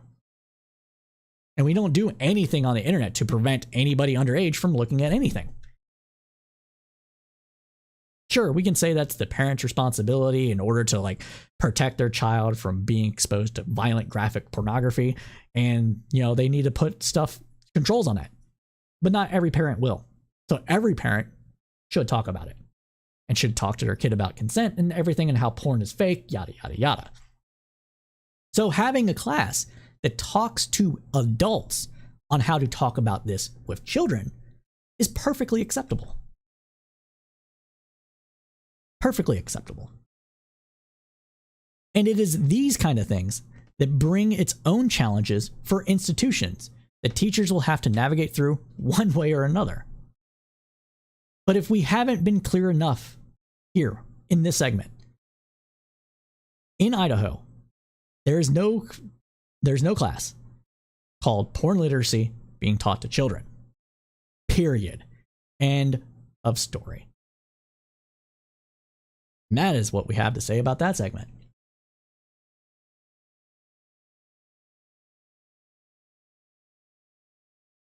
All right, it's been an hour and a half. Let's continue. We got more stuff to cover. We got so much more to cover, everybody. So let's talk about it. Let's talk about some more stuff. And we have to return now back to Mississippi, where we talked about some things last week. So we have some updates for you. So Axios has reported that Republican Mississippi Governor Tet Reeves said that it was, quote, always a great day to not be in Jackson. You may remember that we reported last week on the Jackson water crisis after flooding in the Pearl River damaged its water system. Reeves made the comments while speaking at Reeves made those comments while speaking in Hattiesburg, Mississippi. It's the latest in a back and forth between Reeves and Jackson's Mayor Chiwak Antar Lumumba.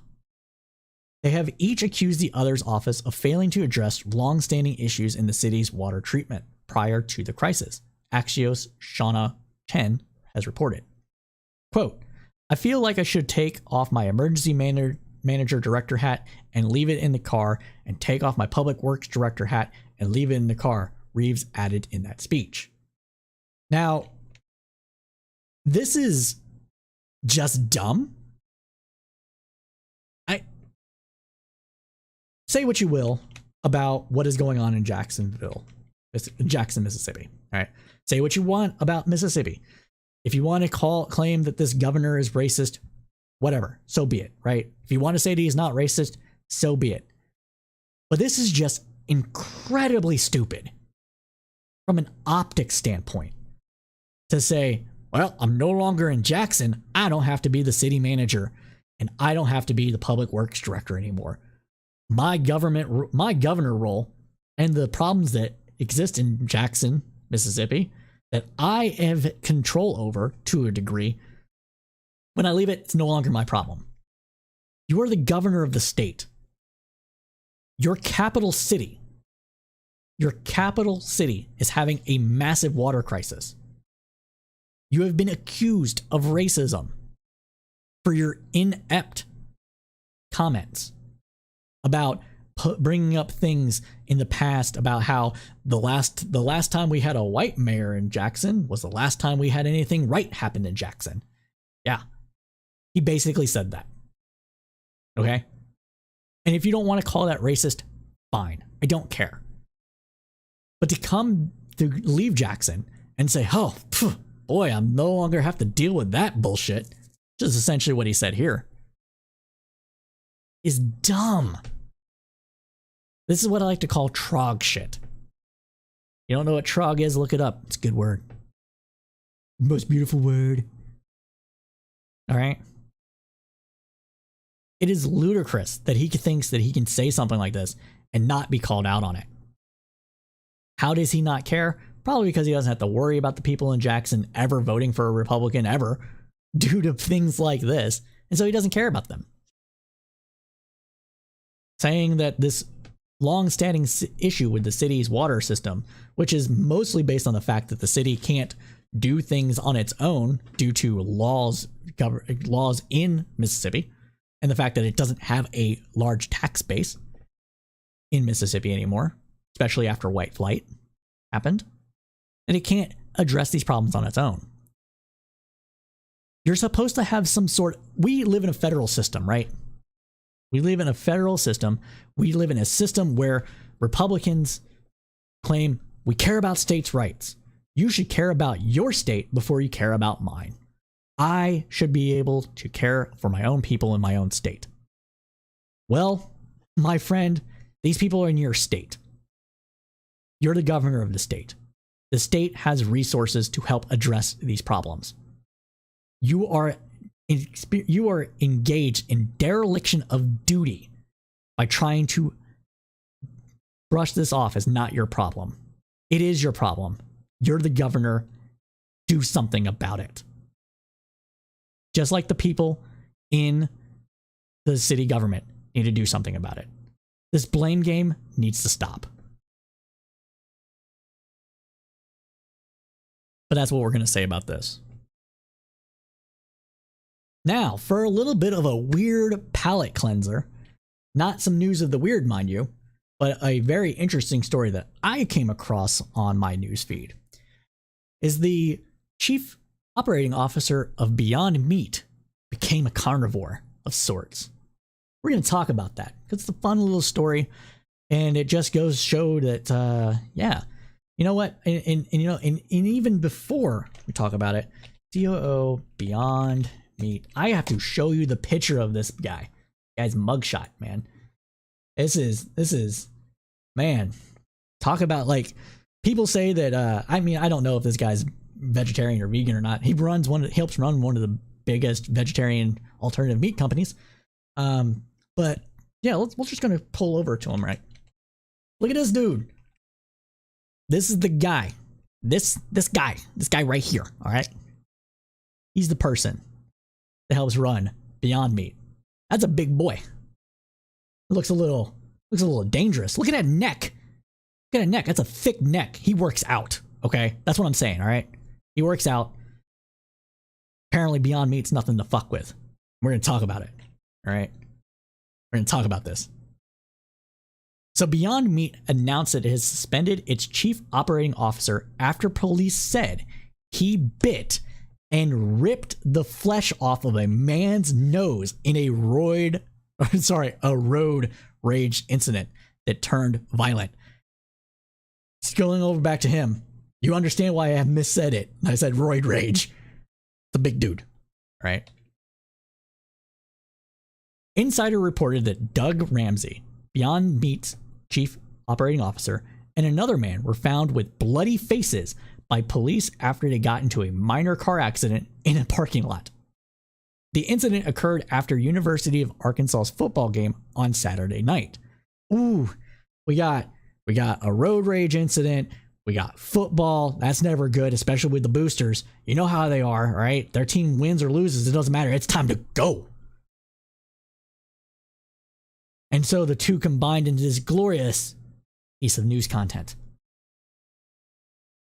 Now, after that incident, Ramsey got out of his car and reportedly punched through the back windshield of the victim's car. Like I said, Beyond Meat ain't nothing to fuck with. Okay? Like, my God.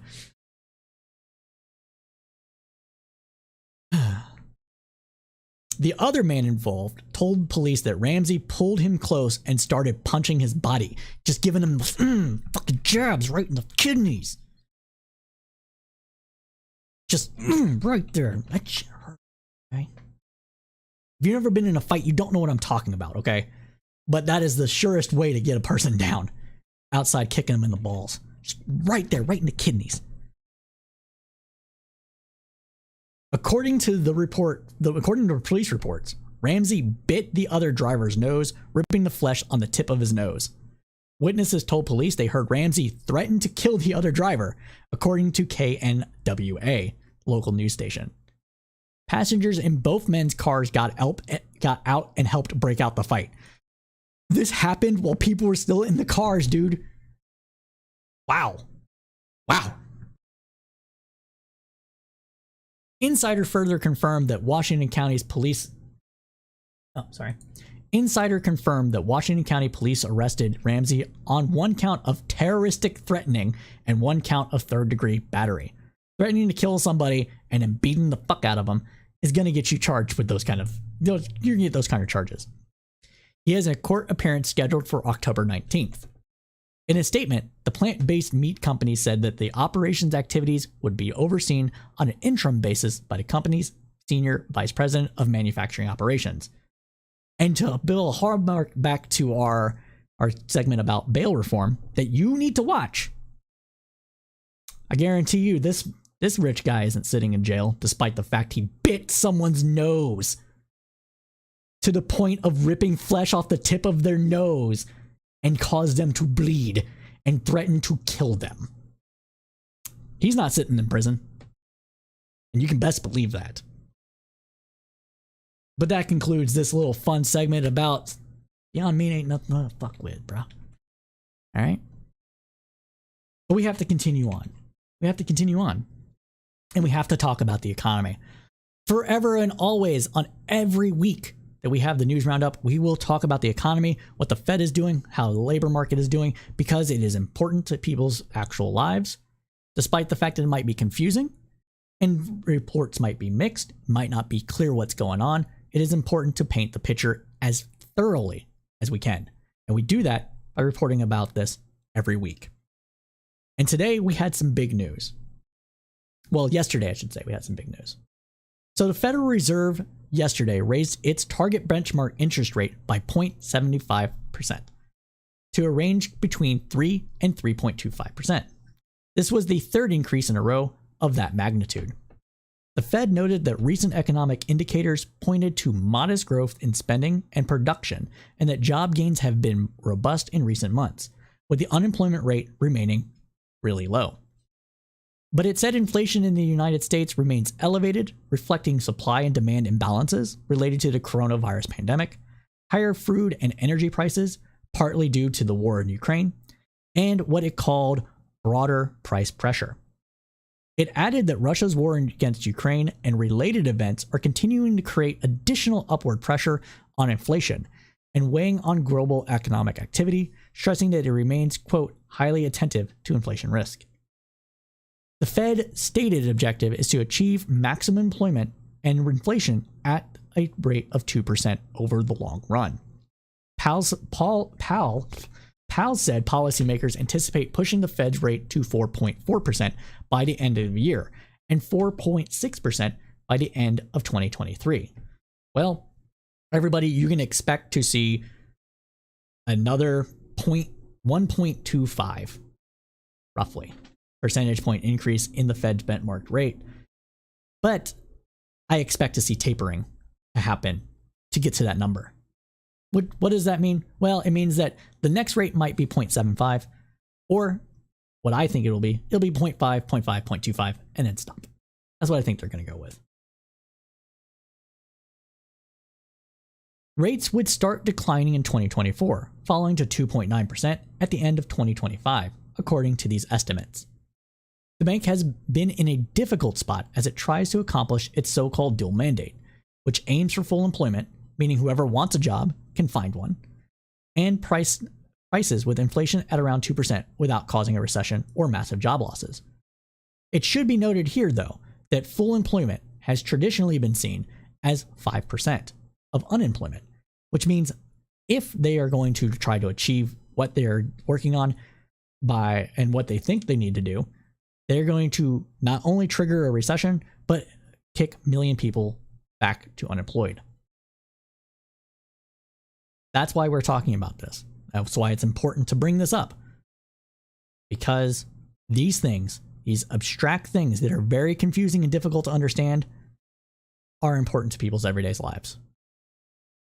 Continuing on, thus far, the Fed's actions haven't been unreasonable, given that there's, quote, isn't necessarily a playbook on how to respond, said Ken Johnson, an associate dean and professor of finance at Florida's Atlantic University. Continuing on, he said, in a bit of defense to the chairman and the Federal Reserve in general, what we did was unprecedented, Johnson says, referring to keeping interest rates low in the depths of the pandemic to help shock the economy. Continuing on, but I'm pretty sure Chairman Powell looks back and regrets talking about transitory inflation. Honestly, I still believe it would be transitory if not for the war in Ukraine. I said it, and I'll keep saying it. Because it was transitory until it wasn't. But as to whether the Fed strategy is working, inflation might not be as entrenched as some fear, says James Knightley, chief international economist of ING. One reason for that is the share of companies planning to raise prices in the coming months fell to 32% in August, from 51% in May, Knightley says, citing data from the National Federation of Independent Businesses. Quote, this is a sizable turn, which, given the strong relationship over the past 40 years plus, offers a signal that inflation rates could soon start to slow, Knightley writes. And, as we've been reporting on this program, disinflation signs are already there. Check out our comments about gas prices on our YouTube. Continuing on with jobs now, the number of Americans filing new claims for unemployment benefits actually increased moderately last week. This suggests the labor market remains tight despite the Fed's aggressive interest rate increases. Initial claims for the state's unemployment benefits rose 5,000 to a seasonally adjusted 213,000 for the week ended in September 17th, the Labor Department said on Thursday. Data for the prior week was revised to show 5,000 fewer applications filed than previously reported. Economists polled by Reuters had forecasted 218,000 applications for the latest week. Economists say companies are hoarding workers after experiencing difficulties in hiring past year as the COVID-19 pandemic forced some people out of the workforce entirely, in part because of prolonged illnesses caused by the virus. Yes, this is because we're talking about long COVID still. There were 11.2 million job openings at the end of July, with 2 jobs for every unemployed person. Data next week on the so-called continuing claims, a proxy for hiring, will shed more light on September's job growth picture.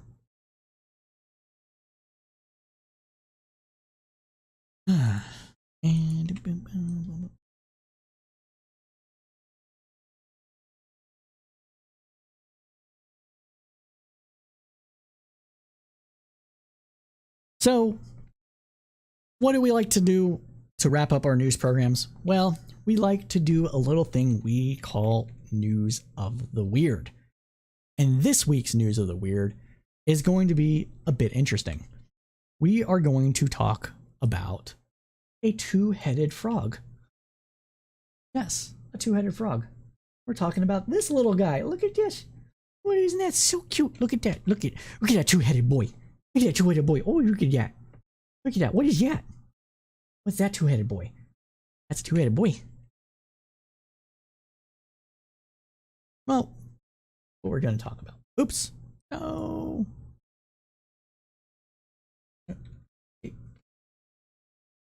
Oh, wait. Oh, it's F11. All right. So let's go ahead and we're going to go over to Reuters for this one. All right. Let's watch this little video here.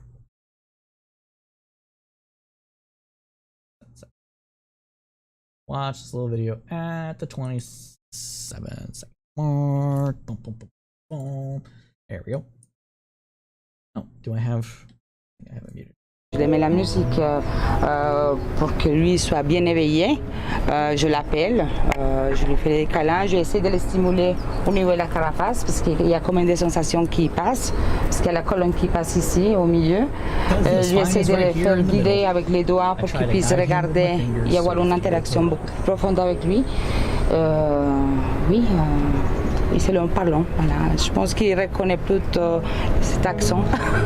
All right. So let's go back over to the two-headed frog picture because it's a two-headed boy. That's a two-headed boy.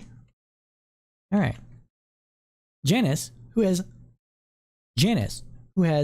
also has 2 hearts, 2 pairs of lungs, and 2 distinct personalities, would not have survived long in the wild as he cannot retract his head into his shell to seek shelter from predators. This week, he turns 25 years old. At the Geneva Natural History Museum, where he hatched in 1997, and Angelica Borgin and her team of carers, who believe he is the world's oldest bicephalic tortoise, can cater for his every need. He is under constant surveillance in case he flips over, which could be fatal, and survived a bladder stone operation in 2020. His heads need periodic treatment with Vaseline to stop them from getting sore when they rub together. His 2 personalities also generate different moods and tastes that can occasionally lead to conflict. For example, over which direction to walk. The right head is more curious, more awake. It has a much stronger personality. The left head is more passive and loves to eat. Borigon said, adding that one head was partial to endives and the other to carrots. This is the two-headed boy. And isn't that just an interesting story? Isn't nature weird and fun and interesting? We think so, and that's why we shared the story with you. But with that, everybody, I am sad to say that this is the end of the news roundup. We know you liked what you heard because you stayed with us throughout, so go ahead and smash that like button for the algorithms. It really does help us out.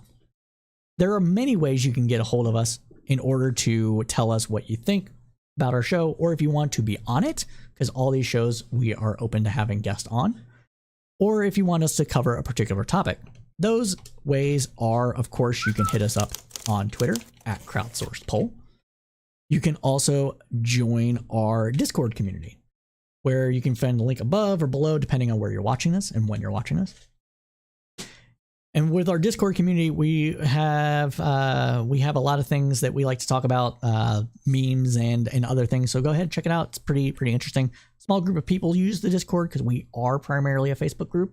Yeah, go figure. But We are trying to build it up, so go ahead and join. It is good times and lots of stuff talked about in regards to the economy and geopolitics. You can also hit us up on our Facebook community at Facebook/groups/Tribune Commons or our Facebook page, Facebook/Crowdsourced Tribune. We also do other programs in addition to this. One is Cipher State, which is a weekly, yes, my friends, it is now a weekly podcast done every Sunday, roughly at about 2 p.m. Eastern Standard Time, live on Twitch and YouTube, where we talk about issues facing the geopolitical stage and bring on guests from across the political spectrum. Our good friend and colleague, Tiberius D, is a frequent contributor to that show, so you should check him out as well as us every Sunday at roughly 2 p.m. Eastern Standard Time. This week's show will be an international news roundup, where we're going to talk about various news stories that we find pertinent to what is happening in the world, and to give you the kind of bite-sized chunks about each little area of the world in order to understand how it's going in a better context.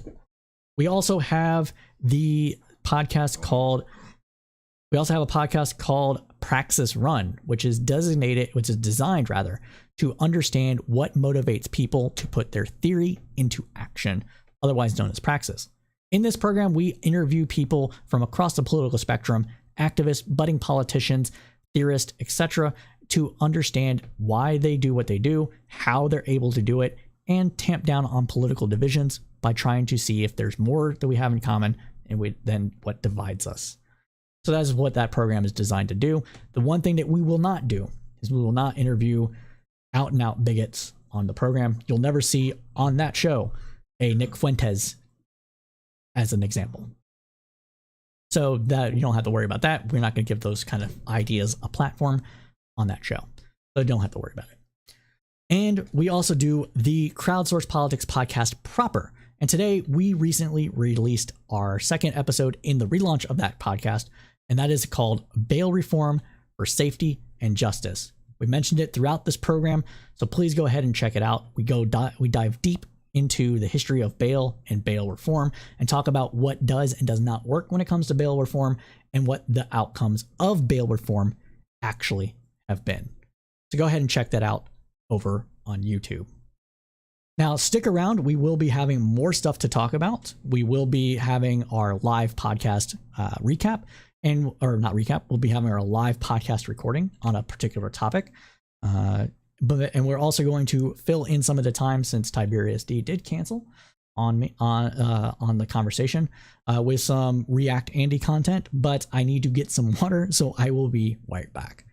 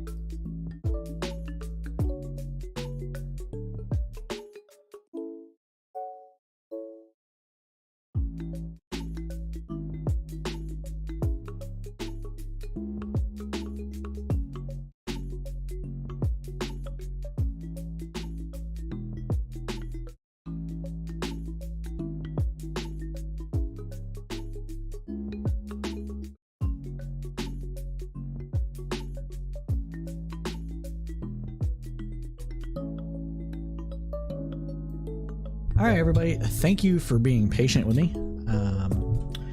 Sorry about that. I had to also go to the restroom. Let's go ahead and get into some content here. See if I can find. Where do I get this? Library. Was it library? Where do I go to? Ah, here it is. Content. I already did that one. Remove that from.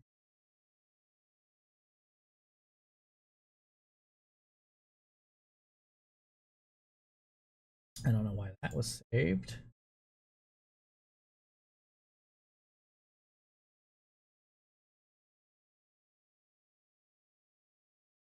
There, Jesus. My God, I saved a lot of weird stuff on spot.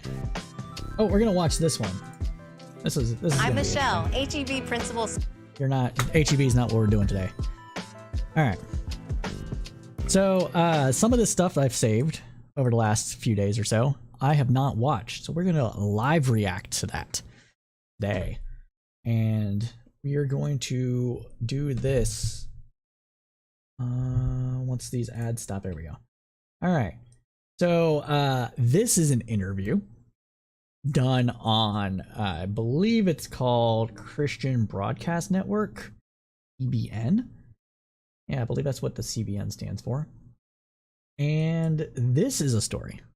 This is a story about witches. We're going to be talking about how an ex-witch, talking about all the witchy witch things that are being done in Hollywood, because ain't no moral panic like a satanic panic. You know what I mean? So yeah, we're gonna do that and talk about it. Let's talk about it. We're gonna talk about it and everything else about that. We're gonna listen. We're gonna start listening. Let's do it. Jenny Weaver, thank you so much for taking the time. Oh, it's only in one ear. Today. My first question, before we dig into the meat of this interview, Oh, let's do this too. Let's go ahead and playback speed 2.5. Yeah, let's do it. Were very heavily involved in witchcraft at one point in your life. Just really quickly, for people who don't know your testimony, who don't know your story. Okay. Heavily involved in witchcraft. What does that actually mean? Because, I mean, what? How did you get involved in witchcraft? Yeah, around the age of 13, I was light as a feather, stiff as a board, light as a feather, stiff as a board. I bet that's what she's talking about. started to get depressed. I was being bullied at school. And even though I was in a Christian home. Oh, bullied at school in a Christian home, turns to witchcraft to feel some sort of agency. Yeah, that tracks.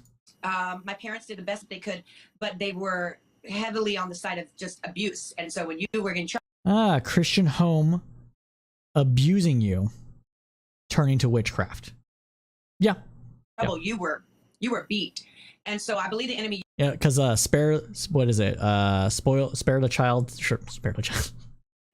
Spare the rod, spoil the child is very heavily done in a lot of quote unquote traditional Christian homes. And it's just not good at all.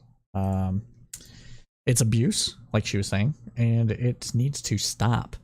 But it makes complete sense that she would turn away from the religion that she was born and raised in at this time due to the abuse she's not only suffering at school, but at the hands of her own parents. So yeah, that makes sense. That to come against my self-worth, who I thought I was. And I was so depressed, I just thought if I would die, life would be better for everybody else. Ooh. And so depression's real. During that time, I was connected with some girls, and I remember going to a sleepover, and they watched a movie called The Craft. And this movie came out. I called that. Oh my god. I swear to God, I have not watched this yet. I called that. I knew it. Light of a feather, stiff as a board. The Craft is a great, campy, fucking fun film. One of my, faves, honestly. And of course, that's how she was exposed to witchcraft, because the Hollywood elite is just satanic, and they want to corrupt the youth and the children. Oh my god. That is too funny, dude. That's too funny. Around 1996, and it was about 4 witches who were in high school, and these witches were bullied and picked on, and their lives were kind of messed up, and they used witchcraft to control situations around them and to get what they wanted. Wow. It's almost like I've heard this story before. Not her story, mind you, but the story in general before. I watched the movie, and I thought, I want that. Well, of course, in the movie, they went too far anyway, and the witchcraft had turned against them, and the girls were desperate to get out. Whatever you do on somebody else comes back on you threefold. Of it.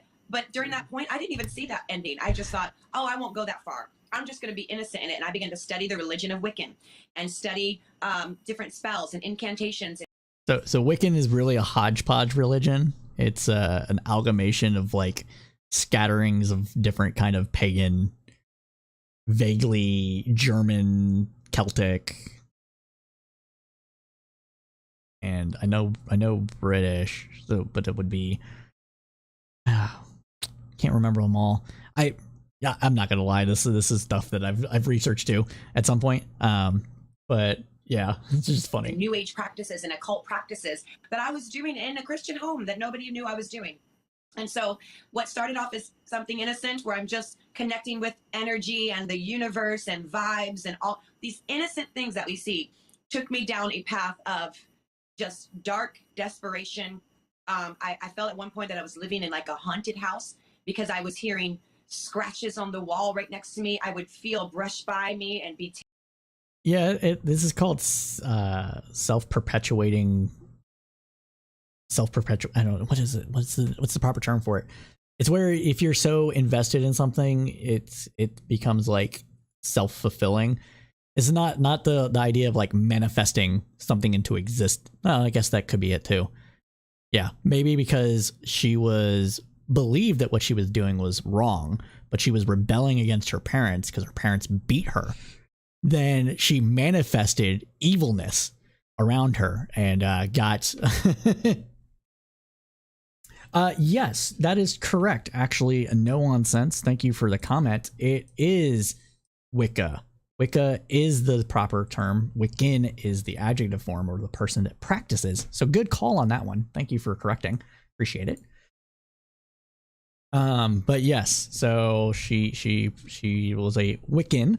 But yeah, this all makes sense. There is this idea. It's even actually one of the major proponents of this thought of like manifesting what you want is actually a person. Oh, we're gonna look that up live right now. Because this is interesting. So there's a lot of overlap between these kind of practices, these kind of belief structures, and modern day evangelicalism. So manifesting Christian Trump pastor. Yeah, I'm not kidding. So let's see. Positive thinking, prosperity gospel defined Donald Trump. So this is like the same kind of thing. Prosperity gospel, positive thinking, it's just manifestation. It's the same kind of idea that people that are actual, practitioners of witchcraft, of various forms of paganism are ascribed to as well. And it's the idea that if you can really get in tuned with what you want and put that energy out into the universe, then the universe will answer that call and you'll manifest that desire into reality. Christians believe the same thing, except they think it's God and this divine experience with God and Jesus Christ. And that's where this whole idea of the prosperity gospel comes into account as well. It's like if you donate money to like your church, or they call it like planting the seeds of wealth, like you do something good, then something good's going to be done for you. It's kind of like this like new agey kind of honestly Eastern kind of view of Christianity. It's kind of like karmic, right? That if you do these good things, then God will reward you here and now for being a good Christian. It's kind of an anathema to the actual Christian philosophy and practices that were either in early church or early evangelicalism. But it tracks that the person that would believe this for Christianity would also end up being the same thing for witchcraft. They believe that witchcraft is real because they believe in evil and occult and all this other stuff. And this is stuff that I was exposed to as a kid when I was in foster care. The charismatics of the evangelical faith very much buy into this.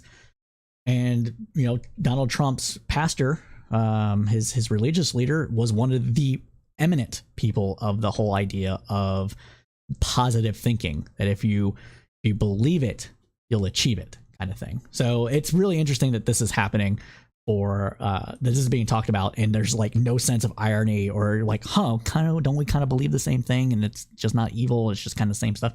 No realization of that whatsoever. It's going to happen here, guarantee it. Let's continue on though. Terrified that somebody is here in the room with me, someone's watching me. I've always felt like I was being watched. When I would wash my face for the day, it was... Oh man, I know that feeling though. The feeling that you're always being watched. It's called paranoia, and it's because you think you're doing something wrong. It has nothing to do with actual evil spirits or anything like that. It's your own mind doing this. Best believe. Let's continue. One of the most terrifying things that I did. When I took a shower and I had to close my eyes, I was so terrified. If I had to get up in the middle of the night to get a glass of water, I would run, because I thought something's going to grab my feet. I was an adult at this point, and it took me far into drugs. I ended up being homeless and on drugs, in and out of jails and all kinds of things for 9 years of my life. Why are you... Okay, so you were on drugs and you had paranoid thinking. You think that was because of your belief structure or the drugs? What drugs were you on? That's what I want to know. There's several drugs that cause psychosis. Are you taking any of those? Couldn't that be it? Did you get into a 12-step program? I bet that's what happened. I was really in a dark place. Oh, I'm a businesswoman. Start your free trial now. I will not, no matter how many ads play, I will not get YouTube Red. One day God did set you free, Jenny, and we're so grateful that you've renounced that and you are a minister of the gospel, an awesome worship leader. I love your testimony, and 700 Club has covered your story quite a bit. Of course, the 700 so Club's covered your story. But you know, Jenny, it's so troubling to see Pat Robertson. Witchcraft and the occult is really on the rise. I mean, we're seeing it in Is it on the rise? We're seeing clothing promoting, hey, I'm a good witch, or I'm a bad witch, you know. Right. We're seeing even witches having workshops and retreats and all these things. Why just like every other religion. So What's wrong with that? Mainstream, so much more acceptable. I think media has done a good job. I can tell you why it's more acceptable. It's because people still want to have a sense of belonging into a religion, but Christianity, specifically evangelical Christianity, has massively failed people across the board in having people being accepted, especially in communities of that aren't accepted by the church. Talk LGBTQ, depends on where you're at. Could also be people of color, etc. There's also this whole thing of a reckoning happening within the church with its racism, and that pushed a lot of people of color out of the church who still want to have this kind of sense of belonging, this kind of sense of spirituality. Like, that stuff doesn't go away. So people are going to gravitate to something that answers that call for them. And in the 70s, in the 60s and 70s, that was Eastern mysticism. That was the answer for that time. A lot of people went over to the India and Southeast Asia to like not Vietnam, but not Cambodia. Jesus Christ, Thailand, India, in some instances China, and got their spiritual fulfillment through those things. And that's why you had groups like the Hare Krishna get started, and various other charismatic cults in the United States start that had a mixture between this mysticism, New Age mysticism, and Christianity pop up all throughout the 60s and 70s. This is a part of the human condition, whether or not people want to acknowledge that. This notion of the need for a spiritual guide, of a spiritual fulfillment, of being the sense of grander communal bond with your fellow man, is something that a lot of people crave on a fundamental level. And they weren't getting that from the predominant religion in the United States. And so they just turned to another one. And witchcraft is just as good as any. That's where we got. Of pushing something to the point where it is now normalized, when back in the day, something like that for you and I, it would be shocking to see. Yeah, because Satan panic was a thing, because everybody has their own, every 20 or 30 years or so, there's a new moral panic in the United States. It's very bizarre. It's very wedded to the idea of a very interventionalist God and the Christian Calvinist version of what God does. And so if there's any type of turmoil that's happening in the world that is impacting the United States specifically, then that's God's punishment for straying for a lot of these people. And you hear about it all the time. I'm sure many people that watch the stream now or when I cut it up it's going to be able to have their own quote unquote testimonials about somebody that they knew that's saying these things. Right now we're back to gay panic and trans panic, but now we're going to be back to Satan panic with the groomers and the pedophiles and the pedophiles, everything like that, because this is what people are actually afraid of in nominal Christian areas, that they believe that there's a divine battle for souls, and they don't want to be on the losing side. And to them, the losing side is anybody that's not Christian. And so that's why you have these moral panics. We got a comment from No On Sense. Some of these proofs pointing to examples of the results of karma, astrology, or magical thinking can be attributed to people looking for those proofs. That is true. Self-fulfillment bias is part of that. Cognitive bias is part of that. And that goes for a lot of things as well, that political stuff as well. people will seek out what confirms their biases and latch onto anything that already follows their preconceived notion of how the world works. That's why I can release a video on something that's innocuous and actually makes the point that a conservative would actually agree with, and it would just go completely over their head because I didn't frame it in their way of thinking or their way of speaking, and they're already looking at a video that I would make for a way to attack it because I'm a liberal, right? It's the same thing that's happening here. But we're going to continue on with this. So we got another 10 minutes on this, and so we're just going to keep commenting and pausing it and giving my opinion. And now, because we have shows as early as, daycare age, promoting witchcraft and sorcery, and it's okay, boys and girls, say these spell words with us. This was going on in the 70s, 60s, 50s, 80s, 90s. This is something that's always been a thing. It's not a nowadays kind of situation. You're just an adult and you're noticing it through your lens. That's all that's going on right now. And it's so ABC preschool witchcraft that it gets into the hearts and the minds of people, including the people in church.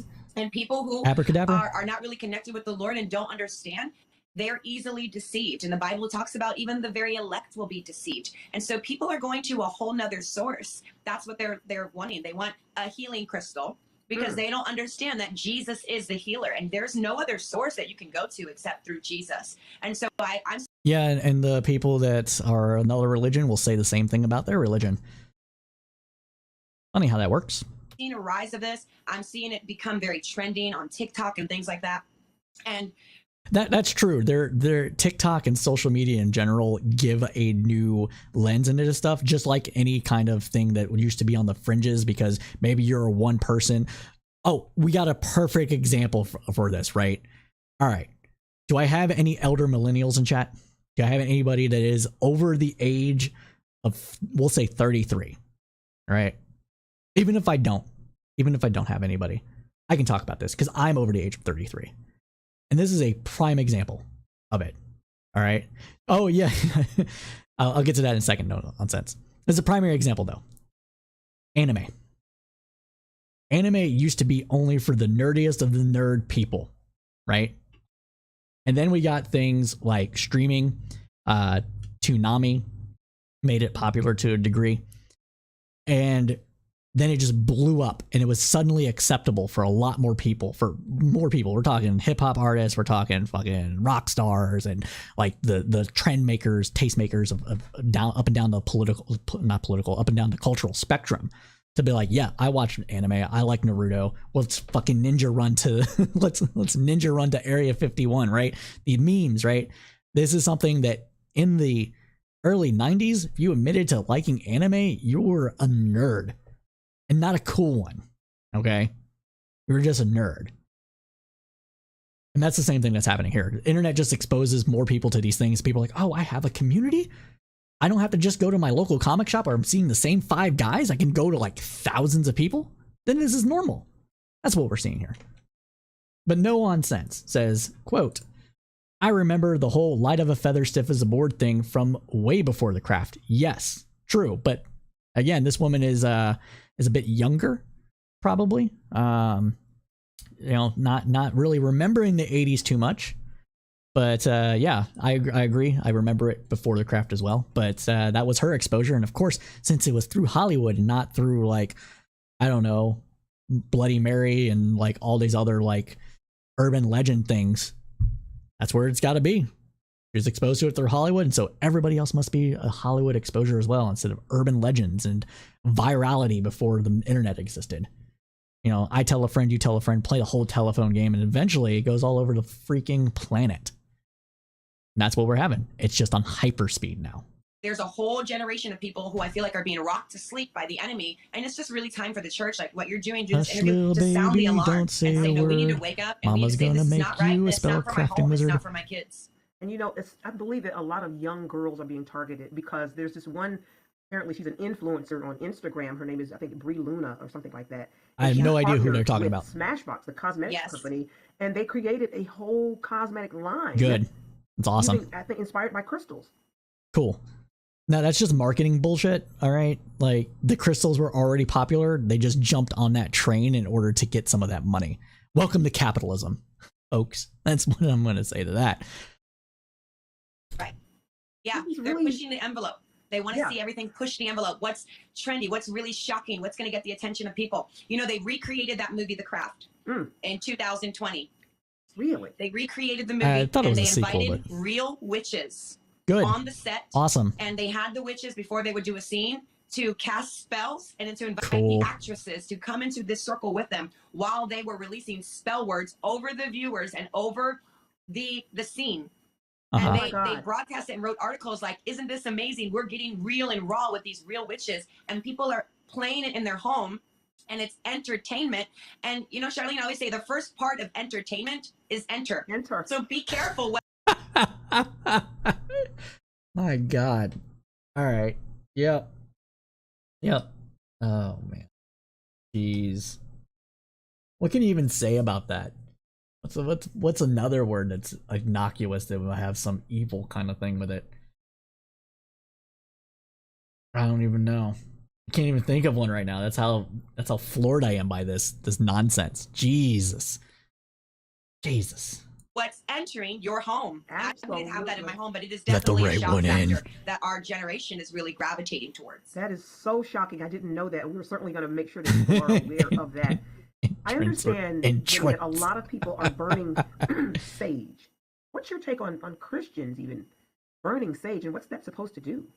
Well, burning sage actually has a purifying thing with it. It's real.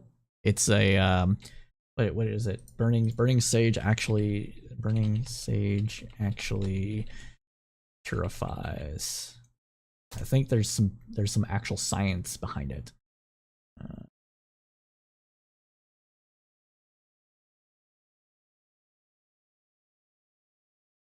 Inadequate support. Okay, so maybe it was a false study that I'm remembering.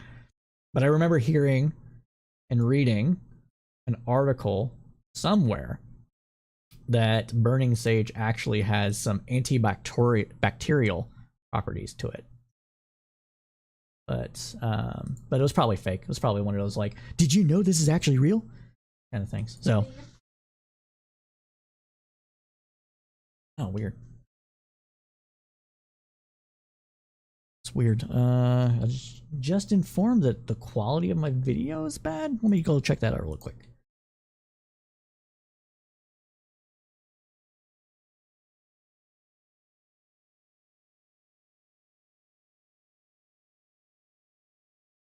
What's going on?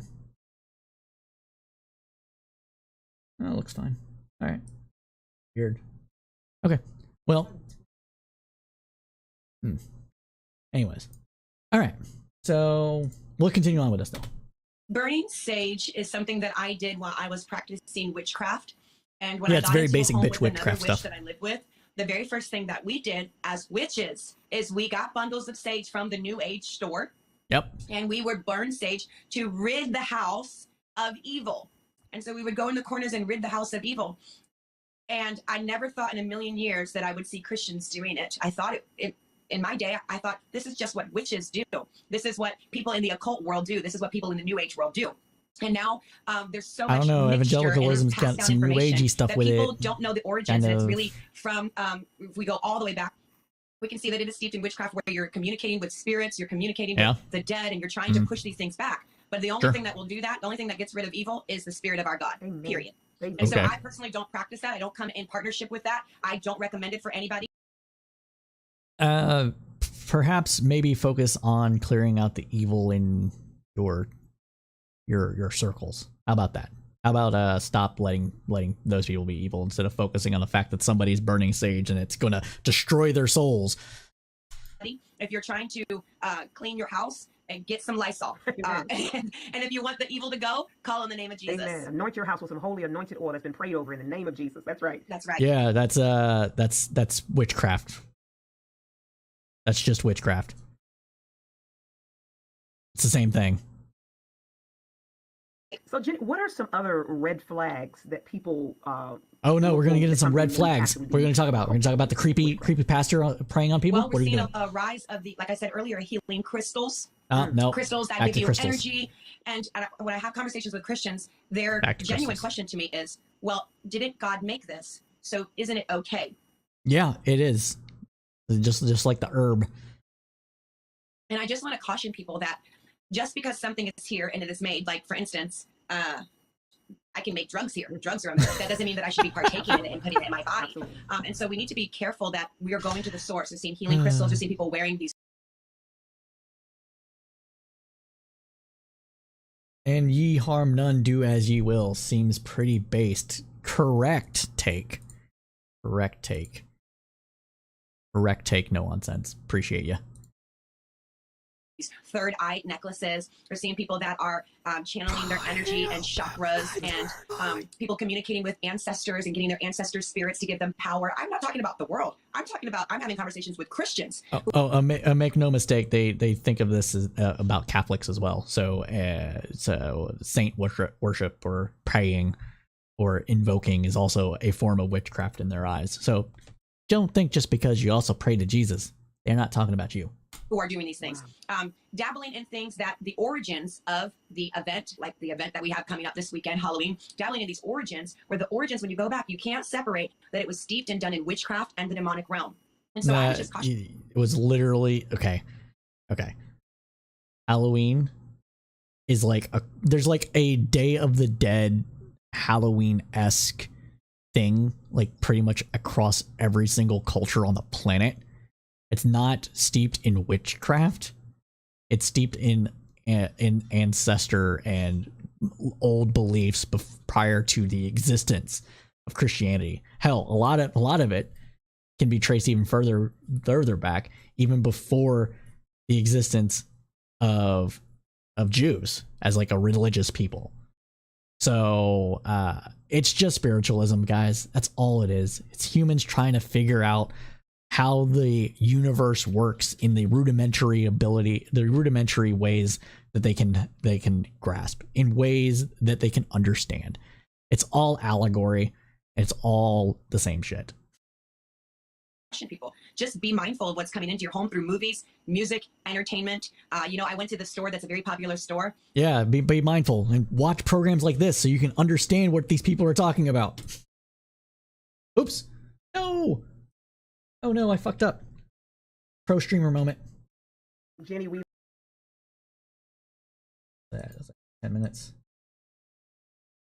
I swear I do this a lot. And you can get these healing. It was like a whole kit, and they're selling it like it's a holiday kit that you would buy someone. And so it's really starting to be very mainstream. And I just feel like the church needs to be aware that we need to stay away from all things. The Bible says to stay away from those things of darkness, but rather expose them, not to partake in them.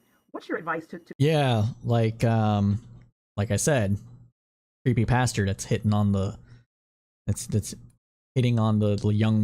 young girls in your congregations.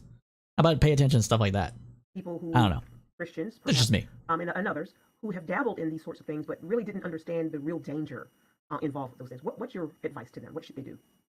My advice to them is live and let live. No, it's not going to be that. I would absolutely say have a conversation with the Lord. Always going to the Lord and saying, Father. Well, I've had a conversation with the Lord, and he told me that witchcraft is in fact based and something that you should practice all the time, and you can't convince me otherwise. You to cleanse me, wash me clean. God, I don't know if what I dabbled in, if that was okay or not, but I just want to make sure, God, that I'm right with you. And I ask you to rid me of any connection to anything in the demonic realm, the occult realm, or New Age practices. God, I want to follow your truth. And yeah, I'm pretty sure the Bible has actual claims of how to perform witchcraft. I don't know. Isn't that what Solomon did? Yeah, I'm pretty sure.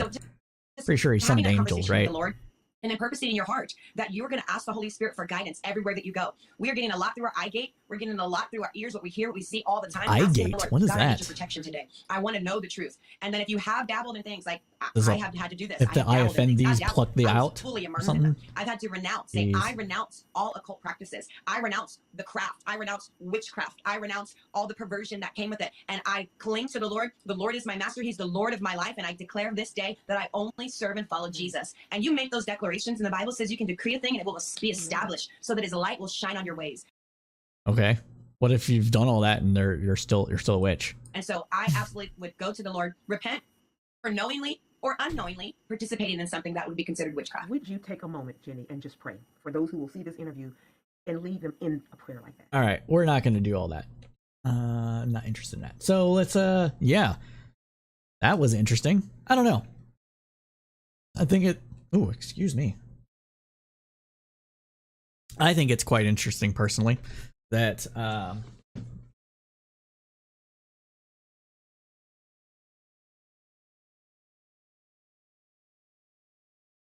I personally find it very interesting that they practice a form of witchcraft and can't see that it's the same thing. Isn't that what praying kind of is? Trying to manifest and get God to do your bidding? I don't know. Oh, this is an older one. I wanted to talk about this video a while back because I felt this is one I actually watched. I actually watched this one straight through. But I wanted to talk about this video that we're going to pull up on the screen here shortly. And it is an interview that David Pakman had with, what's his name? Knowles? The fuck? I don't remember his first name. Last name Knowles. You guys know him. You know him, you hate him. We get it. But the Michael Knowles, yeah. And this is a little thing that they did a while back. This was posted on May 12th. So I'm a little late to the party on this one. I'm not going to lie. I understand that. But I wanted to do some critiques of this because I think it's important for messaging and being able to avoid traps that, traps that bad faith actors like to play. And we're all people that are watching this that aren't in the streamer space knows that people that are in the streamer space all kind of feed off each other. We all kind of try to do this thing where we do React Andy content and that sort of stuff and debate with people so that we get more exposure and all that stuff. But it's important to know how that's going about and what they're getting out of it for their audiences when this happens. So we're gonna watch this and I'm gonna comment on it similar to what I just did. And yeah, let's go ahead and get over to it, right? I want to make sure that we're not just in an echo chamber here. We're not just talking to ourselves. So I'm bringing on someone who I suspect is more reasonable than Joe Biden. I hope he's more reasonable than Joe Biden. This would be David Pakman. David coming back to the show, nationally syndicated progressive talk show host on TV and radio. David, thank you for coming back to the show. The first time went so well, I had to come back for seconds. I knew it. That's why we invited you back. And listen, I was disheartened to see that Joe Biden and Jen Psaki would not condemn the protests at all hours outside of the justices' homes and residential neighborhoods before their families. I suspect, I mean this sincerely, I'm not being facetious at all. I suspect you are more reasonable than the staffers at the White House now. Can we at least agree this is bad? It is bad to protest outside of Supreme Court justices' homes? I'm going to go ahead and say no. I don't remember what David Pakman's comment is about this. There is the ability to have time and place protest, but the Supreme Court justices are not above the political fray, no matter how many times people want to lie to you that they are. And protest, even their decisions, is part and parcel for democracy and part of the process of reaching democratic consensus. So we can, again, time and place regulations can exist. Okay, if you are a free speech absolutist, like a lot of the right wing claims to be, then this should be considered part of free speech. Full stop. And what the protesters did at the time, we can enforce noise ordinances and that sort of thing, and make it to where it's not all hours of the night. But the fact that they're there in front of people's houses protesting is not an issue. Wasn't an issue when it happened to Tucker Carlson. It's not an issue when it happens to Supreme Court justices. It's not an issue when it happens to Ted Cruz while he's just trying to have some cheap-ass Tex-Mex in a restaurant in Texas, while he's trying to get out of Texas during a winter storm in Cancun. These are things that are perfectly acceptable within a democracy. What is not acceptable in a democracy, or at least should not be seen as acceptable, is what right-wing people actually do accept, which is calls for violence against people that they disagree with. The rhetoric around guillotines and around the tree of liberty must be watered with the blood of tyrants is something that should be considered going too far. But of course, they're not going to talk about that. So I just wanted to make that known before we continue on. Well, so I suspect you want to have a good faith conversation about this. Is that a fair assessment? So we can speak freely here. You're not just looking to play gotcha here. I'm not. He's No, gotcha. Okay, all right. That's not what we do on the show. So let's see.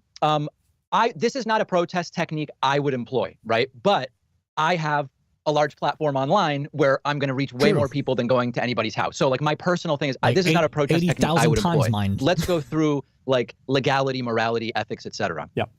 Anything that is a criminal act, like a Molotov cocktail, destruction of property, whatever, it should be reported. If there's a crime, people should be charged. If you can get a guilty verdict, they should be sentenced. Fine. Very, very good. Yep. In terms of the speech aspect of this, there's this case from the 90s, Madsen v. Women's Health Center, which found that it's okay for anti-choice protesters to go and protest outside the homes of just random workers at abortion clinics. Okay, now that's not my opinion. That's a decision that exists. Those are quite literally private citizens. They're just like medical workers, right? So if that's okay and we have a First Amendment, certainly showing up and protesting isn't against the law. Are you and I on the same page about that piece? No, because in the U.S. code.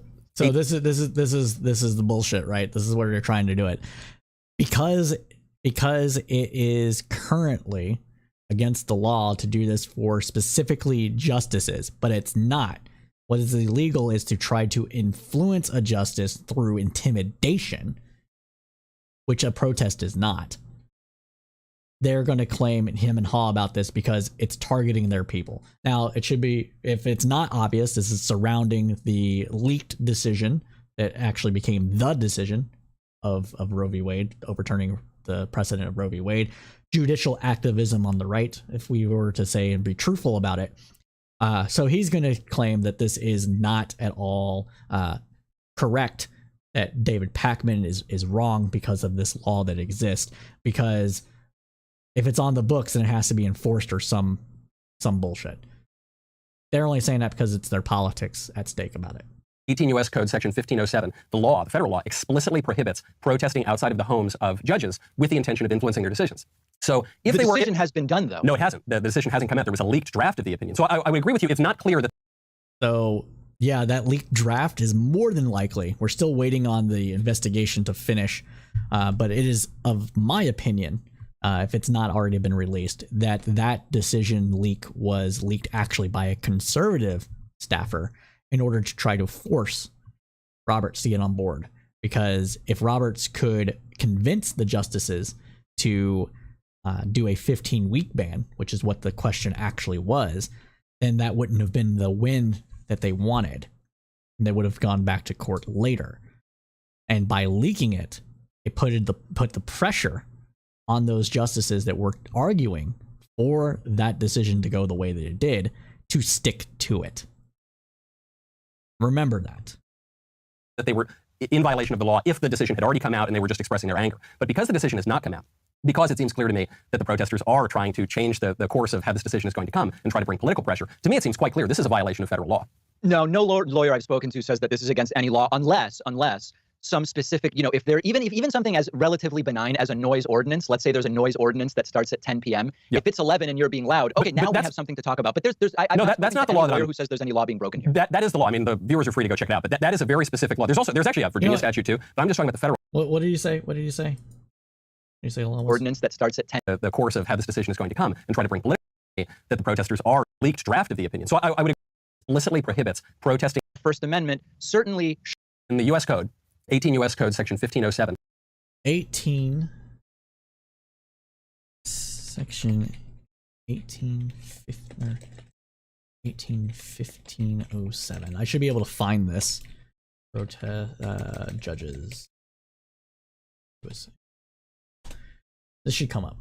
Under the statute, obstruction of justice means interfering, impeding, or attempted to influence court officials, witnesses, jurors, or judges in the course of discharging their duty in the justice system. So they are talking explicitly about the obstruction of justice. This is what I'm talking about, right? they are trying to pin this as part of this code here. Let's look at the code a bit more. Whoever, let's see. Let's go this. Whoever with, okay, let's, I'm sorry. I'm gonna just, there we go. We gotta make it bigger.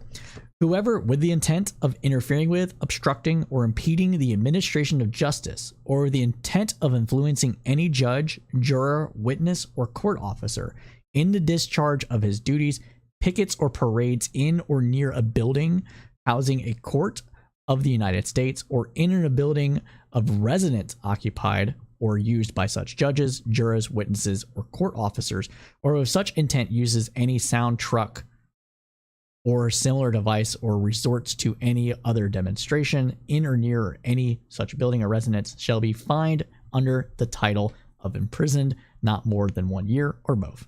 Nothing in this section shall interfere with or prevent the exercise of by any court of the United States or its power to punish for contempt. So yeah, that is what the law actually states. We're going to look it up because we're going to be good faith here, even though we know Knowles is not, and say yes, that would fall, protests would probably fall under that, more than likely. It shouldn't, but it does. And this is why I say they're playing games with the First Amendment, because they don't actually support the First Amendment, because they're supporting laws like this. Well, let's go ahead and continue on here, and I think this is about what you tell me. They're chanting "My body, my choice." They're chanting. May just be. I just If it's 11 and you're being loud, okay, now we have something to talk about. But that's not the law. Who says there's any law being broken here? That is the law. I mean, the viewers are free to go check it out. But that is a very specific law. There's actually a Virginia statute too. But I'm just talking about the federal law, 18 U.S.C. 1507. You can look it up. Now you might say, well, I don't like that law. I don't think it's just. I just don't think it's applicable. I just don't think it's applicable at the homes of these individuals in Virginia, based on lawyers I've spoken to. Neither you or I are lawyers, so we may just be. Further. The statute is plain. Are you saying that you don't think that the protesters are seeking to influence the decision? I haven't spoken to them, so I really can't say. But you can hear what they're saying, right? What's that? You can hear the sort of. So this is where we're talking about a little bit of disingenuousness here happening here. They're protesting. Maybe they don't care if they influence the decision or not, but that's the effect of what's going on. Things that they're chanting. They're not saying. I actually have not heard what they're chanting. I don't know what are they chanting. You tell me. They're chanting "My body, my choice." They're chanting. My body, my choice isn't change the decision. Of course it is. That's just their opinion, right? My body, my choice. They're chanting in support of the ruling that will be overruled by the Dobbs versus Jackson Women's Health Organization case. Listen, I think that if we want to get into the minutia of this at the legal level, I think you would have a hard time arguing that legally saying "my body, my choice" is equivalent to saying "change your decision." So I don't know. David, what would they be doing outside of the justices' homes before a decision comes out, after a leaked opinion? Expressing their opinion. I mean, listen, legally, I don't think you're going to win on that. I don't think you're going to win on legally they were breaking the law because they said "my body, my choice." It seems very weak. No, I think David Pakman's probably would be actually correct had this Supreme Court not gone full tilt on conservative justices, to be honest with you. If Scalia was still involved, let's say Scalia didn't die and this decision came out, I think he would actually uphold their right to protest and actually overturn this law. With the current makeup of the Supreme Court, I don't see that happening now. David, they're not merely saying "my body, my choice," and they're not merely posting some opinion online. They're going to the homes of these people. Actually, the group that sent them, it's called Ruth Sent Us, they said that this is an unacceptable attack on women and LGBT, and we need to force them, right? That was the keyword. We need to force them to change their views using a diversity of tactics. And we would acknowledge that peaceful protesting is just one tactic, so it seems like they're calling for other things. But even that word force, what is that word force? Hi, it's Stacey April. Oh, look, hey, Stacey. Nice to see you. Thank you for interrupting my content.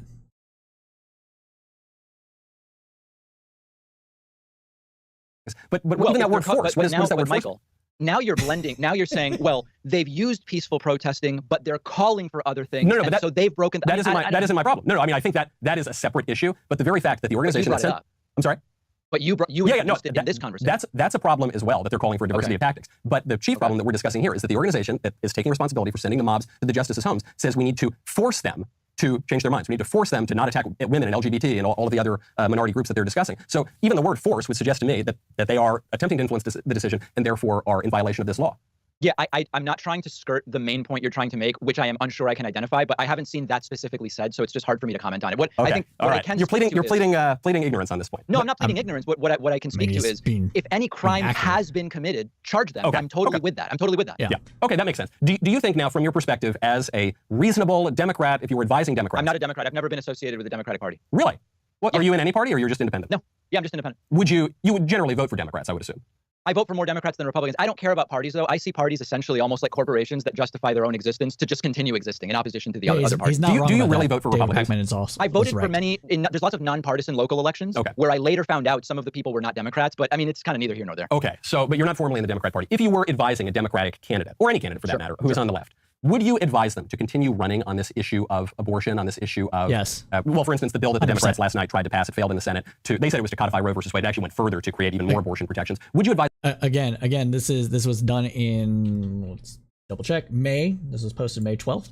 So they are running on it, and it's good that they're running on it because it's working. Them to run on this issue in the midterms or to back away from it in the midterms?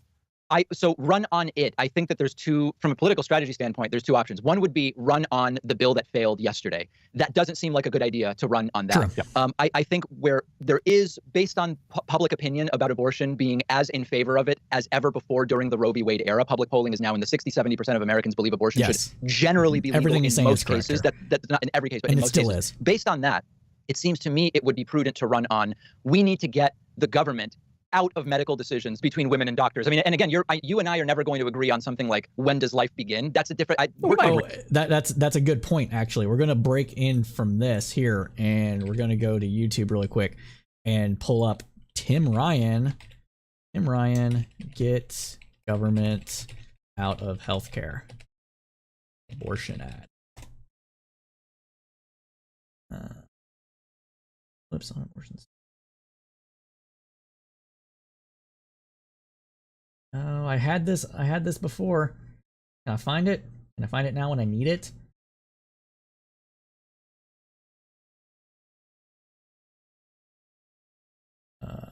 Don't really care about MSNBC. Maybe Twitter. Maybe Twitter is where I saw this at. I'm pretty sure I saw this.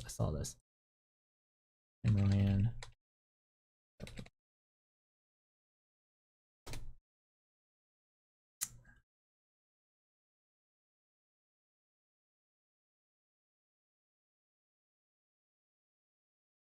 I can't find it. Ugh.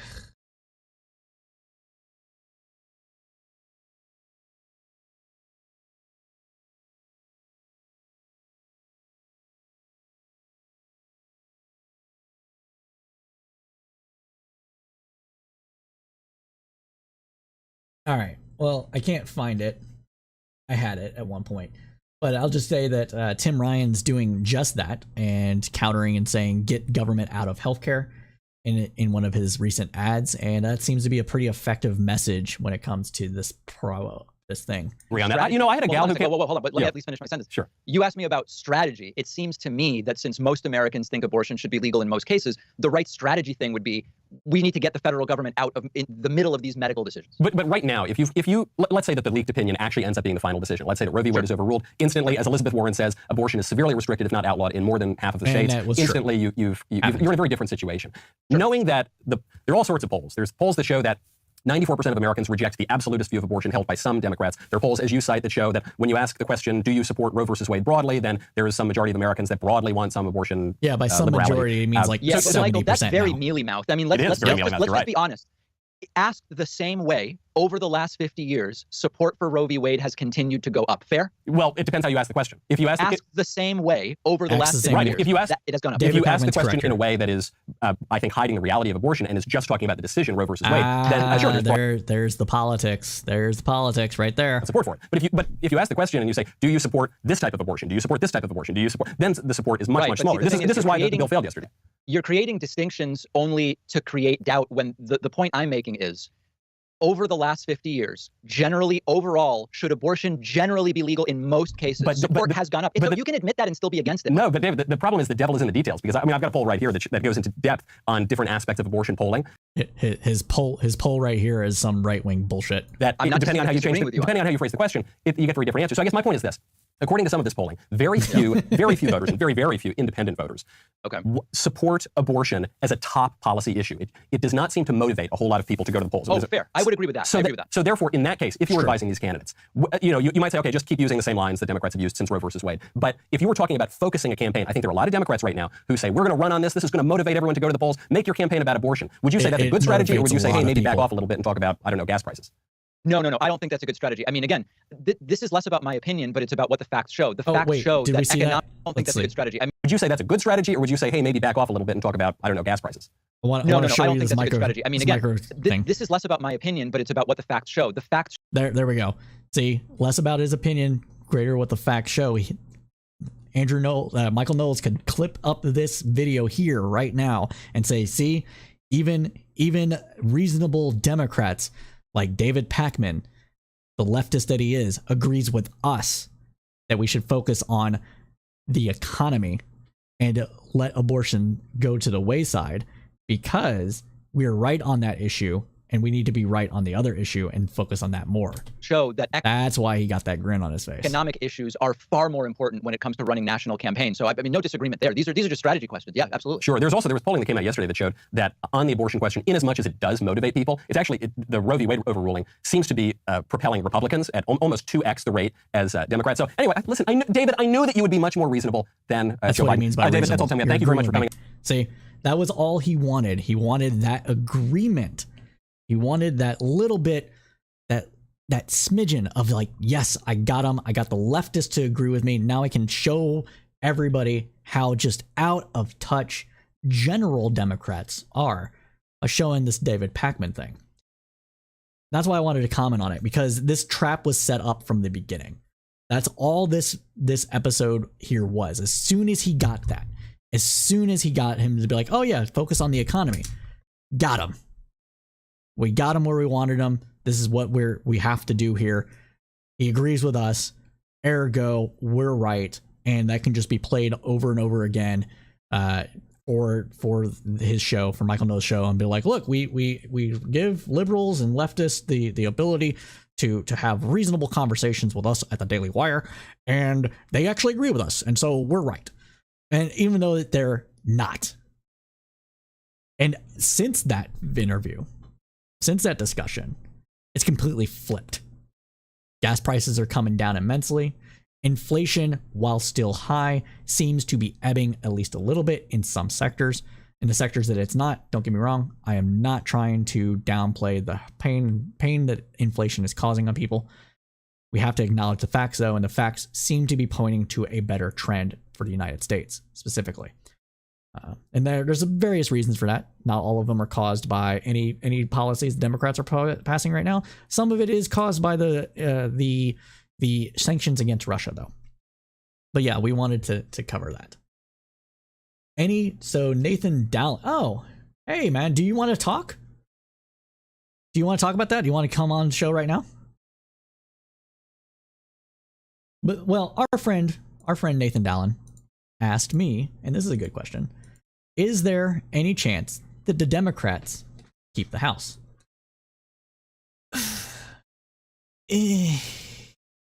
Okay, fair enough, man. So to answer your question, Nate, I don't think so.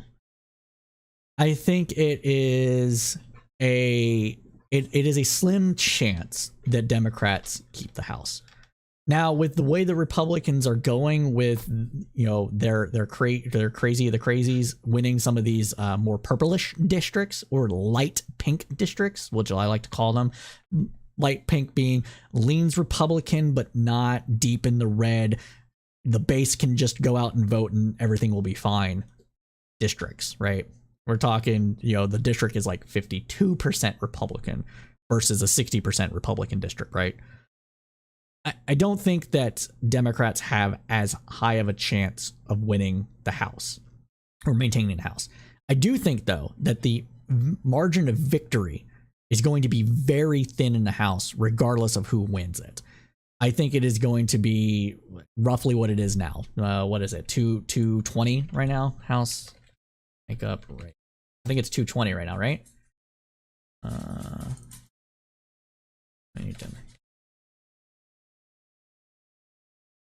Or in the House of Representatives. 221 Democrats right now to 212. Forgot special election in Alaska. That was some good news from Democrats, right? So, and that race actually looks like she's going to maintain that seat, in going into the November election. So that's also positive news. So I think it's going to be very narrow. if Democrats are to win the House, it's going to be a more narrow makeup than what they have now. We're talking, though, they might lose a seat or two, still maintain the majority, but they won't have. I don't think they're going to expand their majority. If they do expand their majority, everything our friend Driz has been saying for the last couple of months is going to be proven to be correct on that. And it's going to prove McConnell correct as well about it. And yeah, so that's what we're thinking. I'm thinking with that. Now, as far as the Senate is concerned, though, I do believe the Democrats are going to actually expand in the Senate because, my God, some of the people that have just been put up by Republicans are just straight clown show. Tim Ryan is doing really good against J.D. Vance, despite the fact that Ohio is very, very conservative now. Barnes is actually showing up and showing well against Johnson. Herschel Walker led in the polls and is now down 5% in the polls after her recent interview. And despite the fact that John Fetterman has suffered a stroke and can't talk very well, his brain still works, but it's misfiring with speech. That's what happens with strokes. It doesn't mean he's stupid. It just means it's misfiring. Despite that, he's still doing well, very well against Dr. Oz. So I do believe that the Democrats are probably going to expand it 1 or 2 seats at least in the Senate. I do think that that's what we're going to see. We're going to see 52, 53 Senate Democrats and Republicans not maintaining the Senate. It's so bad that Mitch McConnell's pulled out money from Pennsylvania and Ohio. That's how bad it is. Or maybe it's how good they are. I don't know. But given McConnell's like, well, I don't think that our caucus is going to maintain the election. I do think that he's gearing up for a loss. To answer your second question, let me get this up here. If Dems keep the Senate, lose the House, what would you recommend Biden do for the next 2 years? So to answer that question, I would recommend Biden do as much through executive orders as possible to maintain victories. We're talking things like EPA rule changes to shore up support from the environmentalists. We're talking things on immigration to shore up his right flank on that one to a degree. But also to shore up his left flank by, maybe doing some things for asylum seekers. And stuff like that. So basically kind of what he's doing right now in that regard when it comes to immigration. On crime, still support bail reform actions, but also funding police organizations, as we talked about earlier in the show, which you probably missed, but you can catch the clip later. So that's what I would suggest to him. And as far as his as far as his strategy in the Senate, needle Republicans on everything. Force them to vote on things that aren't popular. Get Democrats to pass as many things in the Senate as possible, or force as many votes in the Senate as possible that they can. And then on the flip side, if Democrats keep the House but lose the Senate, which is likely not going to happen, do the same thing on the House side of on that as well. So it's just a strategy of like find a weak point, exploit that weak point, get some things passed, like funding the government, infrastructure, etc., taking on China, taking on Russia. These are things that there's bipartisan consensus on, and then go for expose strengths as weaknesses. So say, hey, we have a moderate abortion bill that we want to keep Roe v. Wade. Republicans are preventing that both in the Senate and the House. We want to expand Medicaid to more people in order to ensure that people are able to afford their medication. Republicans are blocking that in the House and in the Senate. We have this Voting Rights Act that we want to pass. Republicans are blocking that in the House and the Senate. Just keep doing things like that to keep the base engaged and tout victories that you've had for the last 2 years. And every single time there's like a bridge fixed, or a power plant set up, or a factory that comes online for the Inflation Reduction Act, Green New Deal 0.5 is what I like to call it. Every time that happens, go there, tout that victory. Any executive order for students, No, I don't think. I think what he's done so far is going to be about as what he can do, and I don't expect him to do that. One thing that he could do, and this would be an easy victory, is to start the process of legalizing marijuana. That's what he could do. He's not going to do that, just like he's likely not going to do that. He's likely not going to do anything on student loans. I personally don't think he can do anything else on student loans. And I think what he did is actually way bigger than a lot of people are giving it credit for. And I think he should tout those victories every time somebody's like, every sob story, like, I was this person that couldn't afford my student loan payments and rent. Now that Biden passed this income repayment program, I'm able to move into a house now and not no longer live on the streets or worry about being homeless. Like, every time that something like that happens, play that up. Because to be honest with you, the support for broad student loan forgiveness just isn't there still. The nominal voter, the median voter, does not support that. The median voter supports getting people a way to get out from under the debt burden, but they don't want to see all the loans forgiven. So I think what he's done so far in order to shore up support on his left flank, as well as show that he's actually doing something for the American people, I think that's where we're at with that. And I think he's got a lot more play as far as political gains that can be made by actually touting the victories and the things that are being done with the Inflation Reduction Act, like he's started to do so far. So I think that's where it's at. Does that answer your question? Do you think that's sufficiently done?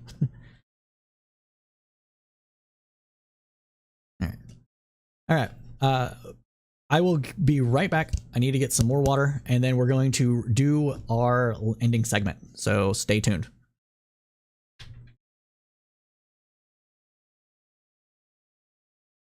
Oops. Video.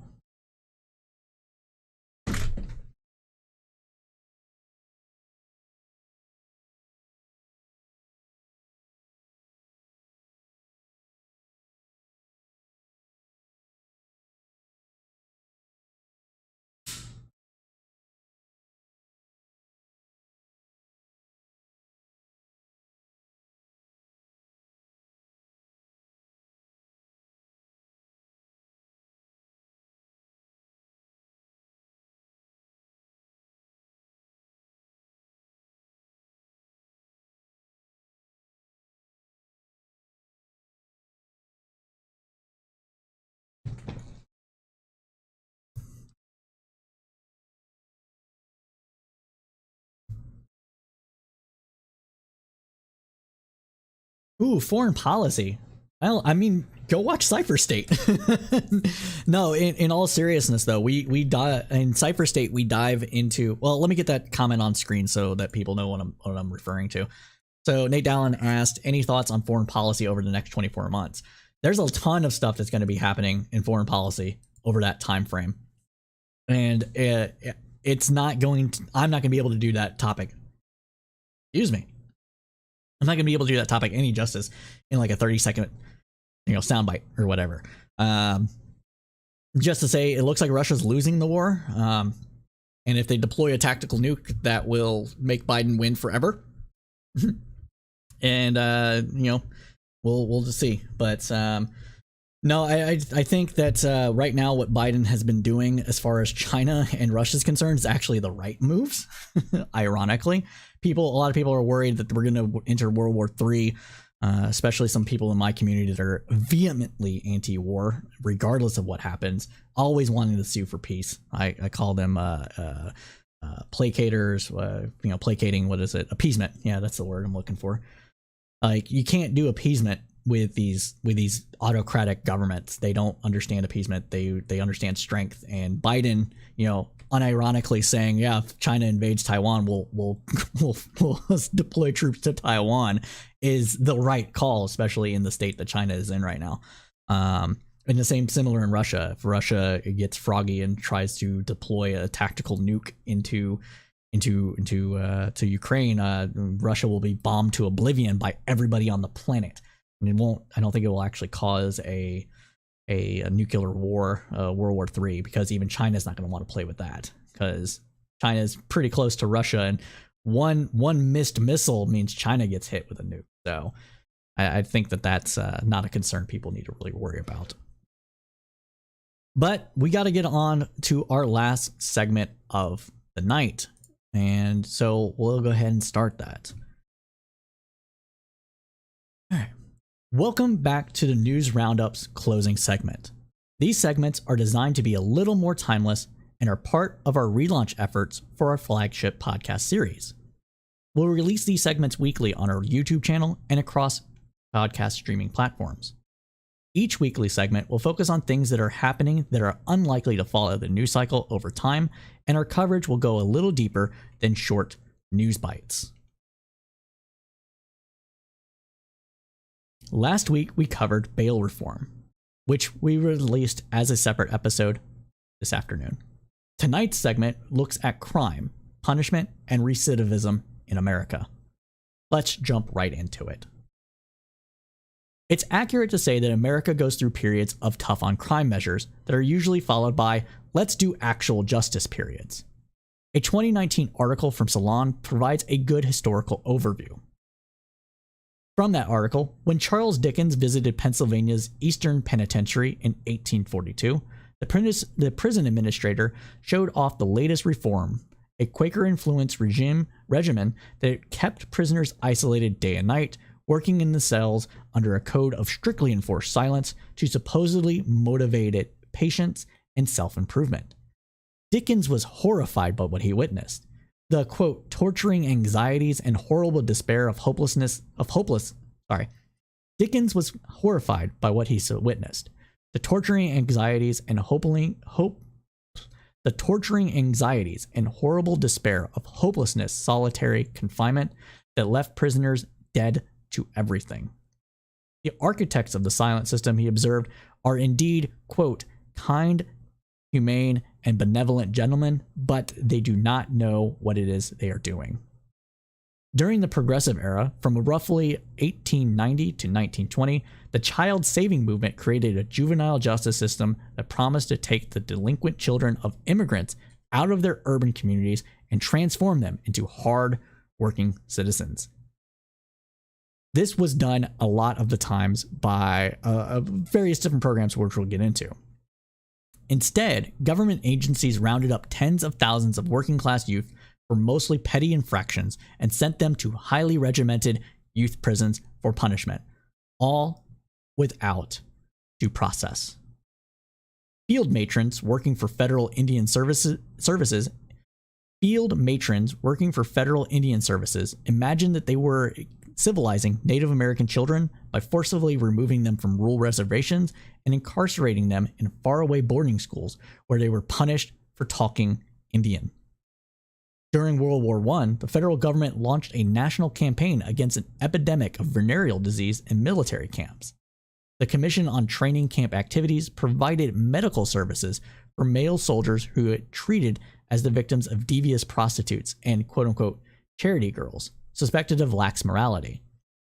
The constructive but firm program established by the War Department resulted in the incarceration of some 30,000 women. In the 1920s, reformers shifted their moral zeal to the scourge of alcohol. The Treasury Department's Prohibition Unit, staffed by 5 times more agents than the staff of the FBI at the time, selectively enforced the law against the poor and the unlucky, while the wealthy drank in protected clubs or bribed their way out of arrest. Between the two world wars, reformers in the eugenics movement justified the involuntary sterilization of tens of thousands of working-class women as a measure to reduce the birth rate of the quote-unquote socially inadequate. After World War II, in the name of protecting family values and national security, thousands of mostly gay men lost or were denied federal jobs on the basis of their sexuality. 1/3 of gay men experienced run-ins with the police compared to the experience of African American men today. The post-World War II experiment in corrections was supposed to replace the exploitation of prison labor with diagnoses and treatment. Instead, state prisons administrators used the indeterminate sentence as a cudgel to treat prisoners' grievances as psychologically abnormal or unhealthy and encourage mindless submission to authority. Beginning in the 1970s, indeterminate sentencing came under fire by both liberals and conservatives. Liberals believed that largely white middle-class parole boards could be biased in deciding whether an inmate's sentence should be reduced. Conservatives supported harsher sentences and cited studies that parole boards weren't able to accurately predict who would recidivate. The 70s brought a shift to sentences of defined lengths of time, changed the balance of power in courts, and altered public perception of crime. Many states eliminated indeterminate sentencing or took steps to narrow court oversight. In many cases, this took the form of mandatory sentencing, where offenders are given a certain sentence for a certain crime, no matter the circumstances, without judge discretion. In the 1980s, fixed sentences returned, a reform intended to correct the arbitrariness of indeterminate sentencing. It resulted in prisoners serving more time than they had served a decade earlier, and an unprecedented boom in prison construction. By 1996, some form of mandatory sentencing was in operation in every state in the United States. The result of this change was that offenders were in prison for longer and longer periods of time.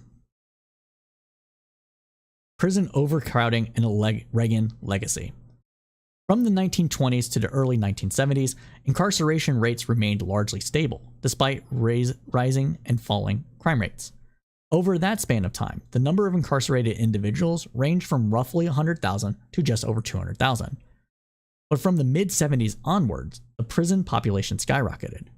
We can trace the inception of that directly to the Reagan administration's so-called war on drugs.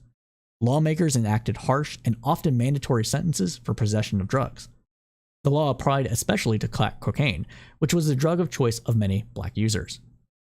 Possession of 5 grams of crack cocaine would lead to a mandatory sentence of 5 years. However, 5 grams of powdered cocaine, an almost identical substance, but one that was the drug choice for primarily white users, would lead to a misdemeanor and possibly no time in prison at all. In Michigan, the sale of 650 grams of crack cocaine, even by first-time offenders, led to a mandatory life sentence without the possibility of parole, the same punishment as first-degree murder. The laws led to a drastic rise in the black prison population. Today, drug-related offenses are the number one reason for incarceration, making up 46% of all imprisonments in state prisons. In addition to the vagrancies of the war on drugs, the perception that violent crime rates were rising dramatically beginning in the 1970s led to tough on-crime laws in the early 90s. That legislation was the Violent Crime Control and Law Enforcement Act of 1994. If you ask some criminal justice reform activists, the 1994 crime law passed by Congress and signed by President Bill Clinton was one of the key contributors to mass incarceration in the 90s. They say it led to more prison sentences, more prison cells, and more aggressive policing, especially hurting black and brown Americans, who have long been disproportionately likely to be incarcerated. According to the left-leaning Brenner Center for Justice, the crime bill did some good and some bad. It contributed to both the crime decline and the rise of mass incarceration, but not in the ways that people might think. First, the good news. Though the crime bill was not responsible for the entire drop in crime, it likely did help. Not by liking people up, but by putting more cops on the streets, studies have showed. Then there's the bad. Although incarceration was already rising steadily before the crime bill, several of its provisions helped increase incarceration even further. Nevertheless, this increase had little impact on America's subsequent drop in crime. From the 1970s to 1994, the rate of imprisonment exploded 400% to 387 per 100,000 people. From 1994 to 2009, imprisonment continued to rise, doubling. The crime bill contributed to this increase in incarceration. First, it banned 19 types of semi-automatic assault weapons, authorized the death penalty for dozens existing and new federal crimes, and instituted a federal 3 strikes and you're out provision. But those facets were far less pernicious than how the crime bill influenced states to increase their prison rolls. The bill granted states $12.5 billion to build prisons if they passed truth in sentencing laws, which required inmates to serve at least 85% of their sentences. In other words, this incentivized states to actually not rely on parole as much. A 2002 Urban Institute study found that between 1995 and 1999, 9 states adopted TIS laws for the first time, and another 21 states changed their TIS laws to comply with the crime bill's requirement and then apply for that funding. By 1999, a total of 42 states had such laws on the books, sustaining an increase in imprisonment. The crime bill, however, was just the most high-profile legislation to increase the number of people behind bars. On their own, states passed 3-strike laws, enacted mandatory minimums, eliminated parole, and removed judicial discretion in sentencing. By dangling bonus dollars, the crime bill encouraged states to remain on their tough-on-crime course. What's worse, though, research shows the dramatic increase in incarceration in the 1990s and 2000s played a limited role in bringing down crime during that time frame. In a classic case of quote-unquote diminishing returns, incarceration's effect on reducing crime had been declining since before the 1980s. Tough on crime efforts like the war on drugs, the 1994 crime bill, tough on crime efforts like the war on drugs and the 1994 crime bill continue to negatively impact the criminal justice system as well as prisoners. Our system of justice is not one of rehabilitation, but one of punishment, and our recidivism rates helps prove this. The dictionary defines recidivism as a tendency to relapse into a previous condition of mode of behavior, especially a relapse into criminal behavior. But there's really no definition of recidivism, but all the definitions that do exist share these 3 traits. Firstly, recidivism needs to have a starting event, such as a release from criminal custody or the completion of a rehabilitation program. Second, there needs to be some failure after the event, such as a subsequent arrest or a subsequent arrest for a violent crime. Thirdly, there needs to be a recidivism window, or a follow-up period, under which an offender's further window can be considered to be recidivism. In every case, recidivism ultimately refers to a person. Rewind. In every case, recidivism ultimately refers to a person's relapse into criminal behavior, usually after receiving sanctions or undergoing intervention for a previous crime. What is the national recidivism rate? Though this is a simple question, there really isn't a simple answer. There have been many studies done to try to determine exactly what that is. Prison Insight, a bipartisan think tank, reports that there are over 10,000 prisoners released from state and federal prisons every week. That said, trying to keep track of over 40,000 people every month and whether they reoffend isn't realistic. There are too many variables at play. There are times when a former inmate will commit a crime that goes undetected. Because the recidivism rate is only detectable if a person is arrested, it's not possible to accurately record all instances of crime. There are ways to measure recidivism with more accuracy, but they aren't financially viable and can be skewed due to subject responses. For example, a team could interview all subjects of the study on a regular basis, but come to any meaningful conclusion, you need a very large data set. This causes numerous issues because of the finances involved and the fact that many of the subjects may forget things over time or not be willing to tell the truth in all cases. All these factors considered, there was a very in-depth study by the Bureau of Justice Statistics completed from 2005 to 2014 that's by far the most comprehensive study ever done regarding recidivism. They determined the following trends regarding recidivism. Of the samples of 288,000 prisoners, state prisons released in 2005, 68% of released prisoners were arrested within 3 years.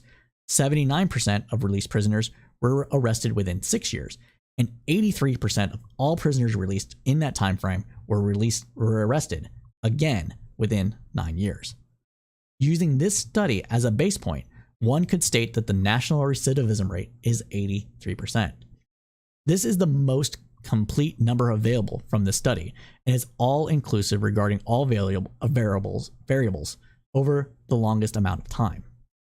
Around 56.7% of felons who were retaken into custody were apprehended by the end of the initial year of incarceration, based on that same report. The majority of the repeat felons were property offenders. Many experts who have studied the rate of recidivism over the years find the programs and policies in place to be at the root of the problem. I'm going to say that again. Many experts who have studied the rate of recidivism over the years find the programs and policies in place to be the root of the problem. Recidivism rates aren't the best measure. A report from John Jay College of Criminal Justice Research and Evaluation Center cautions that recidivism isn't a robust measure of effectiveness. Used as the sole measure of effectiveness, recidivism can mislead policymakers and the public, leading to inappropriate comparisons of dissimilar populations and focus policy on negative rather than positive outcomes. Relying solely on recidivism rates as evidence of justice effectiveness, the report says confuses a complex bureaucratic indicator of system decision-making with a simple measure of individual behavior and rehabilitation. It can also define the mission of community corrections in law enforcement terms, which relieve agencies of their responsibility for other outcomes, such as employment, education, and housing. Recognizing its limits encourages the development and use of more suitable measures, namely positive outcomes related to the complex process of criminal desistance. Fortunately, there are alternatives to recidivism for assessing the effectiveness of community corrections. The first step is to reorientate the goal of intervention to supporting desistance rather than preventing recidivism.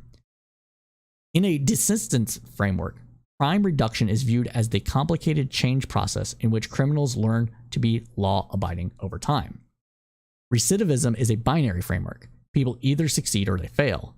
Desistance allows for degrees of success even if there are occasional setbacks. One misdemeanor committed by a former armed robber with multiple prior offenses would be an instance of recidivism, but it might also be an indicator of progress towards eventual desistance. The difference is more than rhetorical. Focusing on desistance instead of recidivism leads justice systems to reorientate their operations and their measurements of success. A desistance framework encourages justice agencies to promote and monitor positive outcomes. The British government, for their part, published a comprehensive review of research literature about desistance. The report asked the question, what helps individuals desist from crime? The research literature identified 9 critical factors. First, getting older and maturing. Second, family and relationships. Third, and probably very important for the access of the United States, is sobriety. Fourth is employment. Fifth, hope and motivation. 6, having something to give to others. 7, having a place within a social group. 8, not having a criminal identity. And 9, being believed in. Let's talk about these a little bit further. Getting older and maturing is one of the leading indicators of a person to not commit crime. The prime age of crime are men and boys between the ages of 14 and 32. Brain development lack of brain development causes men in these age categories to engage in risk-seeking behavior, and sometimes that can come out as crime. Family and relationships, if you don't have strong bonds, then you're likely to be a social outcast and therefore engage in crime. We all know about the drug addict that steals, so sobriety should make sense to everybody. Employment is a huge one. That goes with poverty. If you're employed, you're less likely to commit crime because you are in a stable position. Hope and motivation is a psychological factor that can make people feel that they actually have a future that they can gravitate to instead of having to fall back on their prior ways. Having something to give others, which could mean either physical objects or emotional, can increase communal bonds and make people less likely to have to do crime. Same thing with having a place within a social group. If you have strong bonds within a community, you are less likely to offend. Not having a criminal identity is another psychological aspect. If you don't identify with your criminal past and you're able to separate yourself from that as a core identity, then you are less likely to fall back into that crime. And being believed in cannot be overstated enough. Being believed in, if you listen to people that have been released from prison, that have been given a job, been given a chance, it is transformative. Redemption is transformative, and it's one of the things that our system should focus on. Continuing on, some of these factors would be difficult or expensive to measure, but a justice system that tracked them consistently would inevitably pursue a different intervention regime for justice-involved individuals. What are some reforms at work? Today, we find ourselves in an upswing of a let's do actual justice period. The old ideology of building more prisons to fight crime has become a thing of the past, at least in some circles. Now, there is a focus on new technologies and strategies to put a dent in the recidivism rate. One such program deals with education. A 2015 article in the New Jurist pointed out that until mid-1970s, U.S. jails and prison systems were comparatively more focused on rehabilitation rather than punishment. However, in 1974, American sociologist Robert Martinson released a study titled What Works, which described his views on the shortcomings of prisoner rehabilitation programs. His skepticism of the rehabilitative process was enthusiastically embraced by national media, later evolved into what became known as the, quote, nothing works doctrine. The widely adopted nothing works mentality was centered around the idea that rehabilitation programs were simply a waste of time and money. Prisoners who participated in education programs have a 43% lower chance of being reincarcerated than those who do not. And for every dollar spent on prison education, the government saves $4 to $5 on the cost of reincarceration. Studies have shown that the cost-benefit of correctional education systems in prisons are prevalent enough that they should not be ignored. The rationale behind implementing educational programs is that teaching cognitive thinking skills to inmates will help them make better societal choices after they're released, which in turn will lower the rate of recidivism. A groundbreaking study on bail reform in Harris County, Texas, detailed in an August article from the Crime Report, found that bail reform impacts recidivism rates as well. Dropping money bail for individuals charged with nonviolent offenses resulted in significant declines in convictions and incarceration rates, as well as a 6% drop in recidivism. The study by the Quantron Center for the Fair Administration of Justice and the University of Pennsylvania Carey School of Law focused on the results of reforms introduced in Harris County, Texas. The reforms were required by a federal consent decree to change bail policies for misdemeanor charges 5 years ago. Under the new policy, authorities released 13% more people within 24 hours of their misdemeanor arrest. Although the results were limited to a single county, they buck recurring predictions from critics that bail reform will lead to an increase in crime. Quote, "We showed that it's possible to change the pretrial system and release more people in a way that benefits the general public, helps defendants, and doesn't lead to more crime," Paul Hetton, academic director of the Quantron Center, said in a statement accompanying the report. The researchers examined 517,000 cases covering all misdemeanors and felony cases in Harris County, which includes Houston, one of the largest cities in the U.S., from 2015 to 2022. The study reported 15% drop in both guilty pleas and convictions, combined with a 17% reduction in the likelihood of a jail sentence. Other findings include 1. A 6% decrease in new prosecutions over 3 years following arrest, indicating a reduction in the person's likelihood of future contact with the criminal justice system.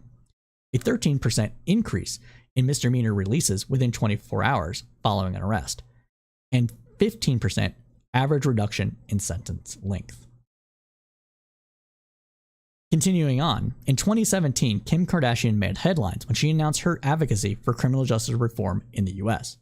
She later announced the First Step Act at the White House. Former President Donald Trump signed the bill into law in December of 2018, which was a good law. The First Step Act was intended to do two things: cut unnecessarily long federal sentences and improve conditions in federal prisons. Federal prisons offer some opportunities for prisoners Federal prisons offer some opportunities for people in prison to participate in services that either address their individual needs or help prepare them for life after release. Drug treatment and drug education are two examples. Others include English as a second language and educational classes. The First Step Act called for the Bureau of Prisons to significantly expand these opportunities. Within a few years, the Bureau of Prisons is required to have a, quote, evidence-based recidivism reduction program and productive activities available for all people in prison. That means vocational training, educational classes, and behavioral therapy, to name a few options recommended in the Act, should be staffed and broadly available. Participation in these programs will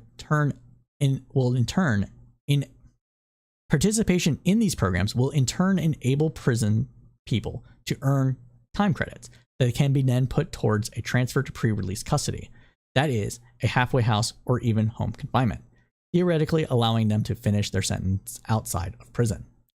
On May 25th of this year, President Joe Biden issued an executive order on advancing effective, accountable policing and criminal justice practices to enhance public trust and public safety. An explainer on the executive order was published by How to Justice. The order touched on law enforcement's accountability, First Steps Act implementation, prison conditions, and more. It started by recognizing the importance of the First Step Act and its implementation.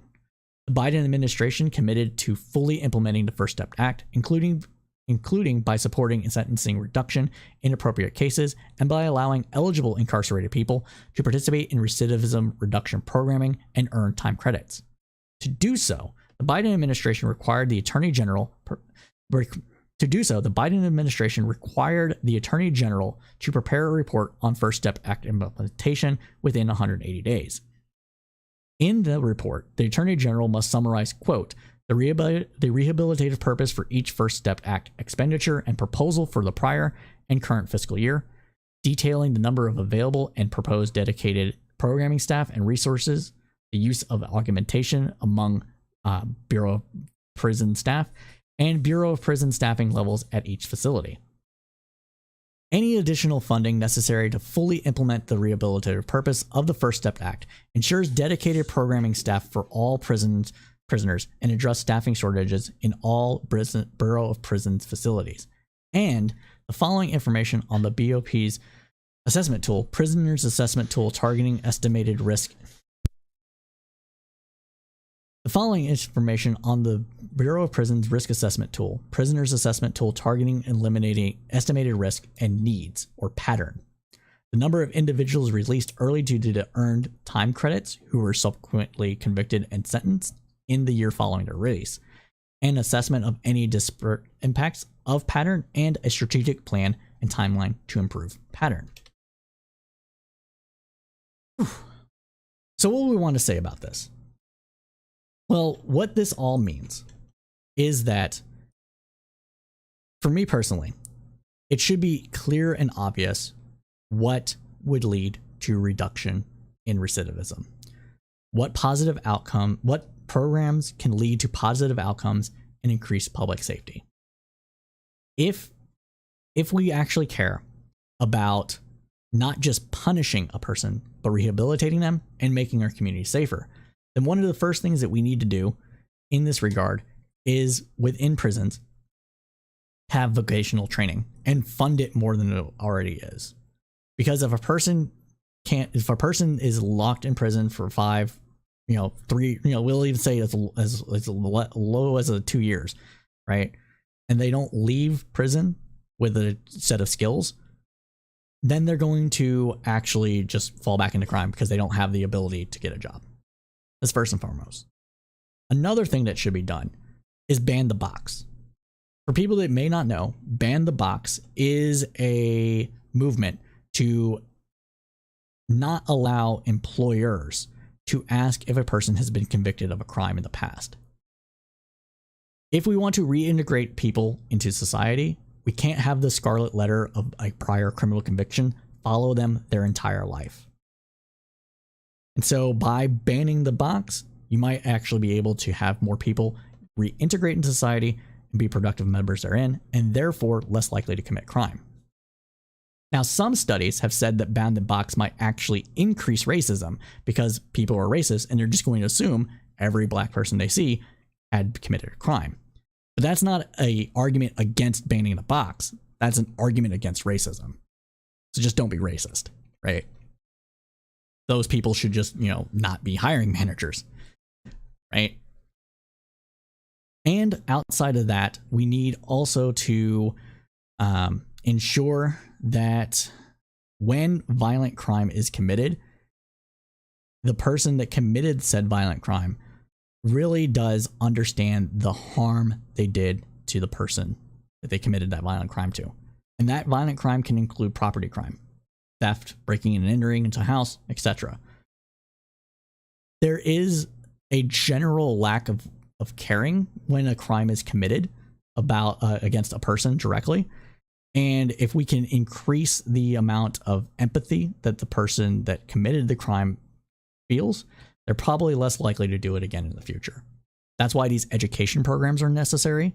That's why these the drug programs are necessary as well, because if you're high, you're not going to care about anything but getting your fix, right? And finally, and this is probably the most important thing, prisons can't just be detox centers. They have to have psychological and social services that actually get people to kick their bad habits and understand why they have them in the first place. Oftentimes, a person that is addicted to drugs is using it as a mental coping mechanism for either some deep-seated trauma or being able to deal with life just in general. If they are able to come up with other coping mechanisms or hit the underlying psychological issues that they might be facing that's causing them to turn to drugs to cope with them, then they are more likely to remain sober after being released from prison, and therefore less likely to commit crime in order to feed their addiction. And with that, I am actually sad to say we are out of time. Thank you so much, everybody, for joining us for this program, for our Thursday streams. We greatly appreciate it. If you liked what you heard, and you know you did, and we know you did because you stayed with us to the end, go ahead and smash that like button for the algorithms. It really does help us out. And as we say at Crowdsource Politics, keep your head up through your political storm.